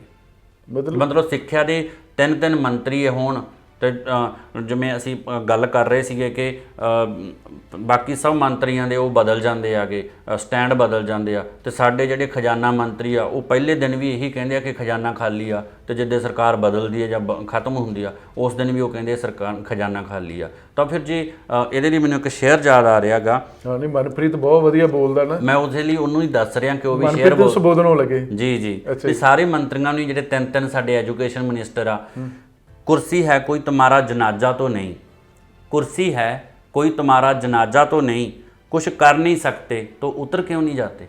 क्या बात है, पर मोटी चमड़ी वाले होंगे ने। अच्छा, एक जो रिसोर्स परसनां ਦੀ ਭਰਤੀ ਇੱਥੇ ਵੀ ਕੋਈ ਰੋਕ ਲੱਗੀ ਹੈਗੀ ਕਿ ਜਾਂ ਇੱਥੇ ਵੀ ਜਿਹੜੇ ਪੜ੍ਹੇ ਲਿਖੇ ਮੁੰਡੇ ਕੁੜੀਆਂ ਨੇ ਉਹਨਾਂ ਦਾ ਸ਼ੋਸ਼ਣ ਹੋ ਰਿਹਾ ਹੈਗਾ? ਇਹ ਕੀ ਸੀਗਾ ਕਿ ਮੈਂ ਤੁਹਾਨੂੰ ਦੱਸ ਰਿਹਾ ਕਿ ਜਦੋਂ ਕੋਈ ਟੀਚਰ ਜਦੋਂ ਇੱਕ ਸਕੀਮ ਦੇ ਅੰਡਰ ਇਕੱਠੇ ਹੋ ਜਾਂਦੇ ਆ ਤਾਂ ਇਹ ਉਸ ਚੀਜ਼ ਨੂੰ ਟਰਮ ਨੂੰ ਬਦਲ ਦਿੰਦੇ ਆ। ਪਹਿਲਾਂ ਉੱਥੇ ਪਾਰਟ ਟਾਈਮਰ ਸੀ ਸਰਕਾਰੀ ਕਾਲਜਾਂ 'ਚ, ਫਿਰ ਉੱਥੇ ਗੈਸਟ ਫੈਕਲਟੀ ਲਗਾ ਲਏ। ਜਦੋਂ ਗੈਸਟ ਫੈਕਲਟੀ ਆਪਣੇ ਰਾਈਟਸ ਲਈ ਅੱਗੇ ਆਏ, ਇਹਨਾਂ ਨੇ ਉਹ ਗੈਸਟ ਫੈਕਲਟੀ ਦੇ ਜਿਹੜਾ ਟੀਚਰ ਰਿਟਾਇਰ ਹੋ ਜਾਂਦਾ ਰੈਗੂਲਰ, ਤਾਂ ਗੈਸਟ ਫੈਕਲਟੀ ਦੀ ਭਰਤੀ ਤੇ ਵੀ ਰੋਕ ਲਾਤੀ। ਫਿਰ ਇਹ ਕਹਿੰਦੇ ਅਸੀਂ ਲੈਕਚਰ ਬੇਸਡ ਰੱਖਿਆ ਕਰਾਂਗੇ ਜੀ, ਤਾਂ ਉਹਦੀ ਵੱਧ ਤੋਂ ਵੱਧ ਤਨਖਾਹ 10,000 ਦੇਵਾਂਗੇ। ਤਾਂ ਜੇ ਪ੍ਰਿੰਸੀਪਲ ਚਾਹੀਦਾ ਤਾਂ ਪ੍ਰਿੰਸੀਪਲ ਦੀ ਜਗ੍ਹਾ ਤੇ ਅਸੀਂ OSD ਰੱਖ ਲਾਂਗੇ ਕਿ ਜਿਸ ਦਿਨ ਕੰਮ ਆ ਉਸ ਦਿਨ 1500 ਰੁਪਏ ਤੇ ਬੰਦਾ ਬੁਲਾ ਲਿਆ ਕਰਾਂਗੇ। ਤਾਂ ਮਤਲਬ ਇਹਨਾਂ ਦਾ ਇਹ ਹਾਲ ਆ ਕਿ ਕਿਉਂਕਿ ਜਿਹੜੇ ਸਰਕਾਰੀ ਕਾਲਜ ਆ ਨਾ, ਸਰਕਾਰੀ ਕਾਲਜਾਂ 'ਚ ਜ਼ਿਆਦਾਤਰ ਦਲਿਤ ਬੱਚੇ ਪੜ੍ਹਦੇ ਹੈਗੇ, ਜ਼ਿਆਦਾਤਰ SC ਬੱਚੇ, ST ਬੱਚੇ, OBC ਜਾਂ ਜੇ ਜਨਰਲ ਸ਼੍ਰੇਣੀ ਦੇ ਵੀ ਆ ਤਾਂ ਗਰੀਬ ਘਰਾਂ ਦੇ ਪੇਂਡੂ ਖੇਤਰਾਂ ਦੇ ਵਿੱਚ ਕਾਲਜ ਨੇ ਉਹ ਪੜ੍ਹਦੇ ਹੈਗੇ। ਤੇ ਜੇ ਉਹਨਾਂ ਨੂੰ ਵਿੱਦਿਆ ਮਹਿੰਗੀ ਕਰਤੀ, ਕਾਲਜਾਂ 'ਚ ਭਰਤੀ ਨਾ ਕੀਤੀ, ਤਾਂ ਉਹਨਾਂ ਨੂੰ ਸਾਜ਼ਿਸ਼ ਤਹਿਤ ਉਹਨਾਂ ਨੂੰ ਉਸ 'ਚੋਂ ਕੱਢਿਆ ਜਾ ਰਿਹਾ ਉੱਚ ਸਿੱਖਿਆ ਦੇ ਵਿੱਚੋਂ, ਤਾਂ ਕਿ ਉਹ ਜਿਹੜੀਆਂ ਅੰਬਾਨੀਆਂ ਅਡਾਨੀਆਂ ਦੀਆਂ ਫੈਕਟਰੀਆਂ ਹੋਣੀਆਂ ਉਹਨਾਂ 'ਚ ਮਜ਼ਦੂਰ ਬਣ ਕੇ ਕੰਮ ਕਰ ਸਕਣ। ਇੱਕ ਤੇ ਮਾਪੇ ਇਸੇ ਕਰਕੇ +2 ਤੋਂ ਬਾਅਦ ਆਪਣੇ ਬੱਚੇ ਵਿਦੇਸ਼ਾਂ 'ਚ ਭੇਜ ਰਹੇ ਨੇ। ਪਰ ਜਿਹੜੇ ਲੋਕਾਂ ਨੇ ਲੋਕਾਂ ਨੇ PhD ਕਰ ਲਈ ਆ, ਨੈਟ ਕਲੀਅਰ ਕਰ ਲਿਆ, ਉਹ ਜਵਾਨੀ ਦਾ ਕੀ ਹਾਲਾਤ ਨੇ? ਕਿਵੇਂ ਤੁਸੀਂ ਜੋ ਆਪ 'ਚ ਬੈਠ ਦੇਂਗੇ? ਉਹ ਤਾਂ ਬੜਾ ਇੱਕ ਕਹਿ ਸਕਦੇ ਕਿ ਡਿਪਰੈਸ਼ਨ 'ਚ ਪਰੇਸ਼ਾਨ ਹੋਣਗੇ ਮਾਨਸਿਕ ਤੌਰ ਤੇ, ਆਰਥਿਕ ਤੌਰ ਤੇ। ਬਿਲਕੁਲ ਜੀ, ਇਹ ਹੁਣ PD ਬਿਲਕੁਲ ਬਹੁਤ ਸਾਰੇ ਓਵਰ ਏਜਡ ਹੋ ਚੁੱਕੇ ਆ। ਜੇ ਅੱਜ ਪੋਸਟਾਂ ਆ ਵੀ ਜਾਂਦੀਆਂ ਤਾਂ ਬਹੁਤ ਸਾਰੇ ਇੰਨੇ ਲਾਇਕ ਬੰਦੇ ਸੀਗੇ ਜਿਹੜੇ ਕਿ ਇੱਧਰ ਹੁਣ ਫਾਰਮ ਵੀ ਨਹੀਂ ਭਰ ਸਕਣਗੇ। ਬਹੁਤ ਸਾਰੇ ਕੱਚੀਆਂ ਪੋਸਟਾਂ ਤੋਂ ਰਿਟਾਇਰ ਹੋ ਗਏ ਆ। ਮੈਂ ਖੁਦ ਜਿਨ੍ਹਾਂ ਟੀਚਰਾਂ ਤੋਂ ਪੜ੍ਹਿਆ ਉਹਨਾਂ 'ਚੋਂ ਕੁਝ ਟੀਚਰ ਕੱਚੇ ਹੀ ਲੱਗੇ ਸੀ ਤੇ ਔਰ ਕੱਚੇ ਹੀ ਰਿਟਾਇਰ ਹੋ ਗਏ ਆ। ਤਾਂ ਬਹੁਤ ਸਾਰੇ ਹੁਣ ਓਵਰ ਏਜਡ ਹੋ ਚੁੱਕੇ ਆ ਫਾਰਮ ਭਰਨ ਤੋਂ ਵੀ। ਤਾਂ ਮਤਲਬ ਨਿਰਾਸ਼ਾ ਦੀ ਹਾਲਤ ਵਿੱਚ ਤਾਂ ਇਹਨੂੰ ਨਸ਼ਿਆਂ ਵੱਲ ਜਾ ਰਿਹਾ, ਕੋਈ ਹਿੰਸਾ ਵੱਲ ਜਾ ਰਹੇ ਆ, ਆਪਾਂ ਵੇਖ ਰਹੇ ਹਾਂਗੇ, ਕੋਈ ਵਿਦੇਸ਼ਾਂ ਵੱਲ। ਸਰਕਾਰ ਖੁਦ ਪ੍ਰਮੋਟ ਕਰ ਰਹੀ ਆ ਕਿ ਉਹ ਗੈਂਗਸਟਰਾਂ ਨੂੰ ਤਾਂ ਮਾਰ ਦਿੰਦੀ ਆ, ਪਰ ਗੈਂਗਸਟਰ ਕਿਉਂ ਬਣੇ ਉਹਨਾਂ ਕਾਰਨਾਂ ਨੂੰ ਨਹੀਂ ਮਾਰਦੀ ਗੀ। ਠੀਕ ਹੈ, ਤਾਂ ਜਿਵੇਂ ਉਹ ਖੁਦ ਕਹਿ ਰਹੀ ਹੈ ਕਿ IELTS ਕਰੋ। ਅਸੀਂ ਪਹਿਲਾਂ ਸਕੂਲਾਂ ਲਈ ਪ੍ਰਬੰਧ ਕੀਤਾ, ਹੁਣ ਸਰਕਾਰੀ ਕਾਲਜਾਂ 'ਚ ਵੀ ਇਹ ਸਕੀਮ ਚਲਾ ਰਹੀ ਹੈ ਕਿ ਉੱਡ ਜਾਣ, ਇਹ ਚਲੇ ਜਾਣ, ਤਾਂ ਕਿ ਕਿਉਂਕਿ ਜਿਹੜਾ ਹਾਇਰ ਐਜੂਕੇਸ਼ਨ ਕਰਦਾ ਨਾ ਉਹ ਬੁੱਧੀ ਮਤਲਬ ਬੰਦੇ ਦੀ ਵਿਕਸਿਤ ਹੁੰਦੀ ਆ। ਇਹਨਾਂ ਨੇ ਉਹ ਨਹੀਂ ਕਰਨੀ ਗੀ। ਇਹ ਮਤਲਬ ਮਸ਼ੀਨਾਂ ਇਹਨਾਂ ਨੂੰ ਚਾਹੀਦੀਆਂ ਕਿ ਜਾਂ ਟੈਕਨੀਕਲ ਜਿਹੜੇ ਸਿੱਖ ਸਕਣ, ਕੰਮ ਕਰ ਸਕਣ। +2 ਕੀਤੀ ਤਾਂ ਉਹ ਇਹਨਾਂ ਦੀਆਂ ਫੈਕਟਰੀਆਂ 'ਚ ਜਿੰਨਾ ਕੁ ਉਹਦੀ ਸਮਝ ਆ ਉਹਦੇ ਅਕੋਰਡਿੰਗ ਉਹਨੂੰ ਇਹ ਕੰਮ ਕਰਵਾ ਸਕਣ। ਮਤਲਬ ਜੇ ਇਹ ਹਾਇਰ ਐਜੂਕੇਸ਼ਨ 'ਚ ਆਉਣਗੇ ਤਾਂ ਸਵਾਲ ਕਰਨਗੇ ਸਰਕਾਰ ਨੂੰ, ਇਹਨਾਂ ਦਾ ਦਿਮਾਗ ਇਹਨਾਂ ਦਾ ਮਤਲਬ ਵਿਕਸਿਤ ਹੋਊਗਾ, ਇਹ ਸਵਾਲ ਕਰਨਗੇ। ਕਦੀ ਕੋਸ਼ਿਸ਼ ਨਹੀਂ ਕਿ ਪੰਜਾਬ ਦੇ ਜਿਹੜੇ 3 ਮੰਤਰੀ ਨੇ, ਚਾਹੇ ਚਰਨਜੀਤ ਸਿੰਘ ਚੰਨੀ ਮੈਡੀਕਲ ਜਿਹੜੇ ਮੰਤਰੀ ਨੇ, OP ਸੋਨੀ ਨੇ, ਉਚੇਰੀ ਸਿੱਖਿਆ ਦੇ ਨੇ, ਤੇ ਤਰਜਿੰਦਰ ਸਿੰਘ ਬਾਜਵਾ ਸਕੂਲੀ ਸਿੱਖਿਆ ਦੇ, ਵਿਜੇਂਦਰ ਸਿੰਗਲਾ, ਔਰ ਫਿਰ ਮੁੱਖ ਮੰਤਰੀ ਕੈਪਟਨ ਅਮਰਿੰਦਰ ਸਿੰਘ, ਇਹ ਜਿਹੜਾ ਮੰਚ ਆ ਜਾਂ ਮੰਚ ਤੋਂ ਪਹਿਲਾਂ ਇਹ ਜਿਹੜੇ 5 ਲੋਕ ਨੇ, ਇਹਨਾਂ ਦੇ ਨਾਲ ਕੋਈ ਮੁਲਾਕਾਤ? ਬਹੁਤ ਸਾਰੇ ਲੋਕ ਲਗਾਤਾਰ ਕਰਦੇ ਰਹੇ ਆ ਮੁਲਾਕਾਤ। ਇਹਨਾਂ ਨੂੰ ਇਹ ਸਾਰਾ ਕੁਝ ਪਤਾ ਹੈਗਾ। ਮਤਲਬ ਜੋ ਮੰਤਰੀ ਆ ਇਹ ਹੁਣ ਸਾਰਾ ਦਿਨ ਮੈਂ ਤਾਂ ਹੁਣ ਮਿਨਿਸਟਰ ਨਹੀਂ ਕਹਾਂਗਾ, ਇਹ ਤਾਂ ਇੱਕ ਤਰ੍ਹਾਂ ਨਾਲ ਕਲੈਰੀਕਲ ਕੰਮ ਹੀ ਕਰ ਰਹੇ ਆ ਕਿ ਸਕੂਲਾਂ 'ਚ ਵੇਖ ਰਹੇ ਆ ਕਿ ਕਿੱਥੋਂ ਬੱਚਿਆਂ ਤੋਂ ਫੰਡ ਲਿਆ ਜਾ ਰਿਹਾ, ਕਿੰਨਾ ਫੰਡ ਆ, ਉੱਪਰ ਸਰਕਾਰ ਨੂੰ ਦੱਸਦੇ ਆ ਕਿ ਇਸ ਫੰਡ ਦਾ ਹੁਣ ਕਿਵੇਂ ਦੁਰਵਰਤੋਂ ਕਰਨੀ ਆ। ਇਹ ਸਾਰਾ ਕੁਝ ਇਹਨਾਂ ਦੇ ਧਿਆਨ 'ਚ ਆ, ਸਾਰਾ ਕੁਝ ਇਹਨਾਂ ਦੀਆਂ ਫਾਈਲਾਂ, ਇਹਨਾਂ ਦੇ ਟੇਬਲਾਂ ਤੇ ਬਹੁਤ ਸਾਰੇ ਲੋਕਾਂ ਨੇ ਕਈ ਵਾਰ ਪਹੁੰਚਾਈਆਂ ਹੋਈਆਂ। ਇਹ ਹਰ ਇੱਕ ਨੂੰ ਬਸ ਲੋਲੀਪੌਪ ਦਿੰਦੇ ਆ ਕਿ ਅਸੀਂ ਬੜੀ ਜਲਦੀ ਇਹ ਕੁਝ ਕਰ ਰਹੇ ਹਾਂ, ਅਸੀਂ ਬੜੀ ਜਲਦੀ ਇਹ ਕੁਝ ਕਰ ਰਹੇ ਹਾਂ। ਜਿਹੜੀ ਸਰਕਾਰ, ਜਿਹੜੇ ਵਿਰੋਧ 'ਚ ਆ ਜਾਂਦੇ ਉਹ ਕਹਿੰਦੇ ਕਿ ਇਹ ਸਰਕਾਰ ਮਾੜੀ ਆ। ਇਲੈਕਸ਼ਨ ਈਅਰ ਦੇ ਵਿੱਚ ਉਹ ਹਰ ਵਾਰ ਲਾਲਚ ਦਿੰਦੇ ਆ ਕਿ ਇਹਨਾਂ ਚੀਜ਼ਾਂ ਦਾ ਬਹੁਤ ਸਾਰੇ ਲੋਕਾਂ ਨੇ ਟਰਾਈ ਕੀਤੀ ਆ। ਪਿੰਡਾਂ ਵਾਲਿਆਂ ਨੇ, ਕਿਸਾਨਾਂ ਵਾਲਿਆਂ ਨੇ ਨਾਅਰੇ ਲਾਤੇ ਨੇ, ਬੋਰਡ ਵੀ ਲਾਤੇ ਨੇ, ਪੋਸਟਰ ਵੀ ਲਾਤੇ ਹੈਗੇ ਨੇ ਕਿ ਪੋਲੀਟੀਸ਼ੀਅਨ ਸਾਡੇ ਪਿੰਡਾਂ 'ਚ ਨਾ ਵੜਨ। ਤੁਹਾਡੇ ਮਨ ਚੋਂ ਉਹ ਪਿੰਡ ਵਾਸੀਆਂ ਨਾਲ ਜਾਂ ਪਿੰਡ ਵਾਸੀਆਂ ਦੇ ਨਾਲ ਤੁਹਾਡਾ ਕੋਈ ਰਾਬਤਾ ਹੋਊਗਾ ਕਿ ਜਿਹੜੀ ਸਰਕਾਰ ਜਾਂ ਜਿਹੜੀ ਪਾਰਟੀ ਆਪਣਾ ਚੁਣਾਵੀ ਏਜੰਡਾ ਹੋਏਗਾ, ਜਿਨ੍ਹਾਂ ਦਾ ਚੋਣ ਘੋਸ਼ਣਾ ਪੱਤਰ ਹੈ, ਉਹਦੇ 'ਚ ਹੋਰ ਚੀਜ਼ਾਂ ਕੋਈ ਨਹੀਂ ਚਾਹੀਦੀਆਂ, ਪ੍ਰਾਇਓਰਟੀ ਜਿਹੜਾ ਐਜੂਕੇਸ਼ਨ, ਹੈਲਥ, ਇੱਦਾਂ ਦੀ ਵੀ ਤੁਸੀਂ ਮੰਚ ਵੱਲੋਂ ਕੋਈ ਲੋਕਾਂ ਨੂੰ ਜਾਗਰੂਕ ਕਰਨ ਦੀ ਕੋਸ਼ਿਸ਼ ਕਰੇ ਜਾਂ ਲੋਕਾਂ ਦਾ ਸਹਿਯੋਗ ਲੈਣ ਦੀ ਕੋਸ਼ਿਸ਼ ਕਰੇ? ਨਹੀਂ, ਅਸੀਂ ਇਹ ਸਹਿਯੋਗ ਲਵਾਂਗੇ, ਕਰ ਵੀ ਰਹੇ ਹਾਂ ਅਸੀਂ ਕੋਸ਼ਿਸ਼ਾਂ। ਅਸੀਂ ਆਨਲਾਈਨ ਤਾਂ ਬਹੁਤ ਜ਼ਿਆਦਾ ਇਸ 'ਤੇ ਐਕਟਿਵ ਹੈਗੇ ਹਾਂ। ਅਸੀਂ ਇਹਨੂੰ ਪ੍ਰੈਕਟੀਕਲੀ ਵੀ ਜਲਦੀ ਲੈ ਕੇ ਆਵਾਂਗੇ, ਕਿਉਂਕਿ ਮਤਲਬ ਆਨਲਾਈਨ ਸਾਰਾ ਕੁਝ ਇਹ ਹੱਲ ਨਹੀਂ ਹੈਗਾ ਗਾ। ਅਸੀਂ ਫਿਲਹਾਲ ਇਹਦਾ ਹਜੇ ਸ਼ੁਰੂਆਤ ਹੀ ਕੀਤੀ ਹੈਗੀ। ਸਾਰੇ ਨੌਜਵਾਨ ਜੁੜ ਰਹੇ ਆ ਬਹੁਤ ਵੱਡੀ ਗਿਣਤੀ ਦੇ ਵਿੱਚ। ਤਾਂ ਆਉਣ ਵਾਲੇ ਸਮੇਂ 'ਚ ਅਸੀਂ ਸੜਕਾਂ 'ਤੇ ਵੀ ਆਵਾਂਗੇ, ਲੋਕਾਂ ਨੂੰ ਵੀ ਜਾਗਰੂਕ ਕਰ ਰਹੇ ਹਾਂਗੇ। ਤਾਂ ਉਹ ਅਸੀਂ ਕਰ ਰਹੇ ਹਾਂ ਔਰ ਕਰਾਂਗੇ, ਔਰ ਉਹਦੇ ਬਿਨਾਂ ਹੱਲ ਨਹੀਂ। ਕਿਉਂਕਿ ਅਸੀਂ ਵੀ ਪੰਜਾਬੀ ਦੇ ਮਤਲਬ ਮਾਪਿਆਂ ਦੇ ਹੀ, ਉਹਨਾਂ ਦੀ ਤਾਂ ਧੀਆਂ ਪੁੱਤਾਂਗੇ। ਅਸੀਂ ਇਕੱਲੇ ਬੇਰੁਜ਼ਗਾਰ ਐਲੀਜੀਬਲ ਕੈਂਡੀਡੇਟ ਹੀ ਨਹੀਂ ਨਾ ਹੈਗੇ, ਅਸੀਂ ਪੰਜਾਬੀਆਂ ਦੀ ਧੀ ਪੁੱਤਾਂਗੇ। ਤਾਂ ਅਸੀਂ ਸਾਰੇ ਇਹ ਉਹੀ ਸਾਡੇ ਮਾਂ ਪਿਓ ਆ। ਇਹ ਸਾਰਿਆਂ ਦਾ ਸਾਂਝਾ ਮਸਲਾ। ਇਹ ਹਾਇਰ ਐਜੂਕੇਸ਼ਨ ਨੂੰ ਬਚਾਉਣ ਦਾ ਮਸਲਾ, ਇਕੱਲੀਆਂ ਭਰਤੀਆਂ ਕਢਵਾਉਣ ਦਾ ਮਸਲਾ ਨਹੀਂ ਹੈਗਾ। ਚਲੋ ਬਲਵਿੰਦਰ ਜੀ, ਤੁਸੀਂ ਸਾਡੇ ਵਾਸਤੇ ਸਮਾਂ ਕੱਢਿਆ, ਤੁਹਾਡਾ ਬਹੁਤ ਬਹੁਤ ਧੰਨਵਾਦ। ਤੁਹਾਡਾ ਵੀ ਬਹੁਤ ਬਹੁਤ ਸ਼ੁਕਰੀਆ। ਪਰ ਇੱਕ ਬਹੁਤ ਹੀ ਵੱਡਾ ਚਿੰਤਾ ਦਾ ਮਸਲਾ, ਨਾਜ਼ੁਕ ਮਸਲਾ ਹੈਗਾ, ਭਵਿੱਖ ਦਾ ਮਸਲਾ ਹੈਗਾ। ਔਰ ਸਰਕਾਰਾਂ ਆਖਰ ਇਹ ਕਿਉਂ ਨਹੀਂ ਸਮਝਦੀਆਂ ਕਿ ਜੇ ਅਸੀਂ ਆਪਣੀ ਸਕੂਲੀ ਐਜੂਕੇਸ਼ਨ, ਕਾਲਜ ਐਜੂਕੇਸ਼ਨ ਜਾਂ ਉਚੇਰੀ ਐਜੂਕੇਸ਼ਨ ਖਤਮ ਕਰ ਲਈ, ਜਾਂ ਅਸੀਂ ਗਰੀਬ ਲੋਕਾਂ ਕੋਲ, ਮਾਤੜ ਲੋਕਾਂ ਕੋਲ ਐਜੂਕੇਸ਼ਨ ਖੋਹ ਲਈ, ਤੇ ਸਾਡੀ ਜਵਾਨੀ, ਸਾਡਾ ਭਵਿੱਖ ਕਿੱਥੇ ਜਾਣਗੇ?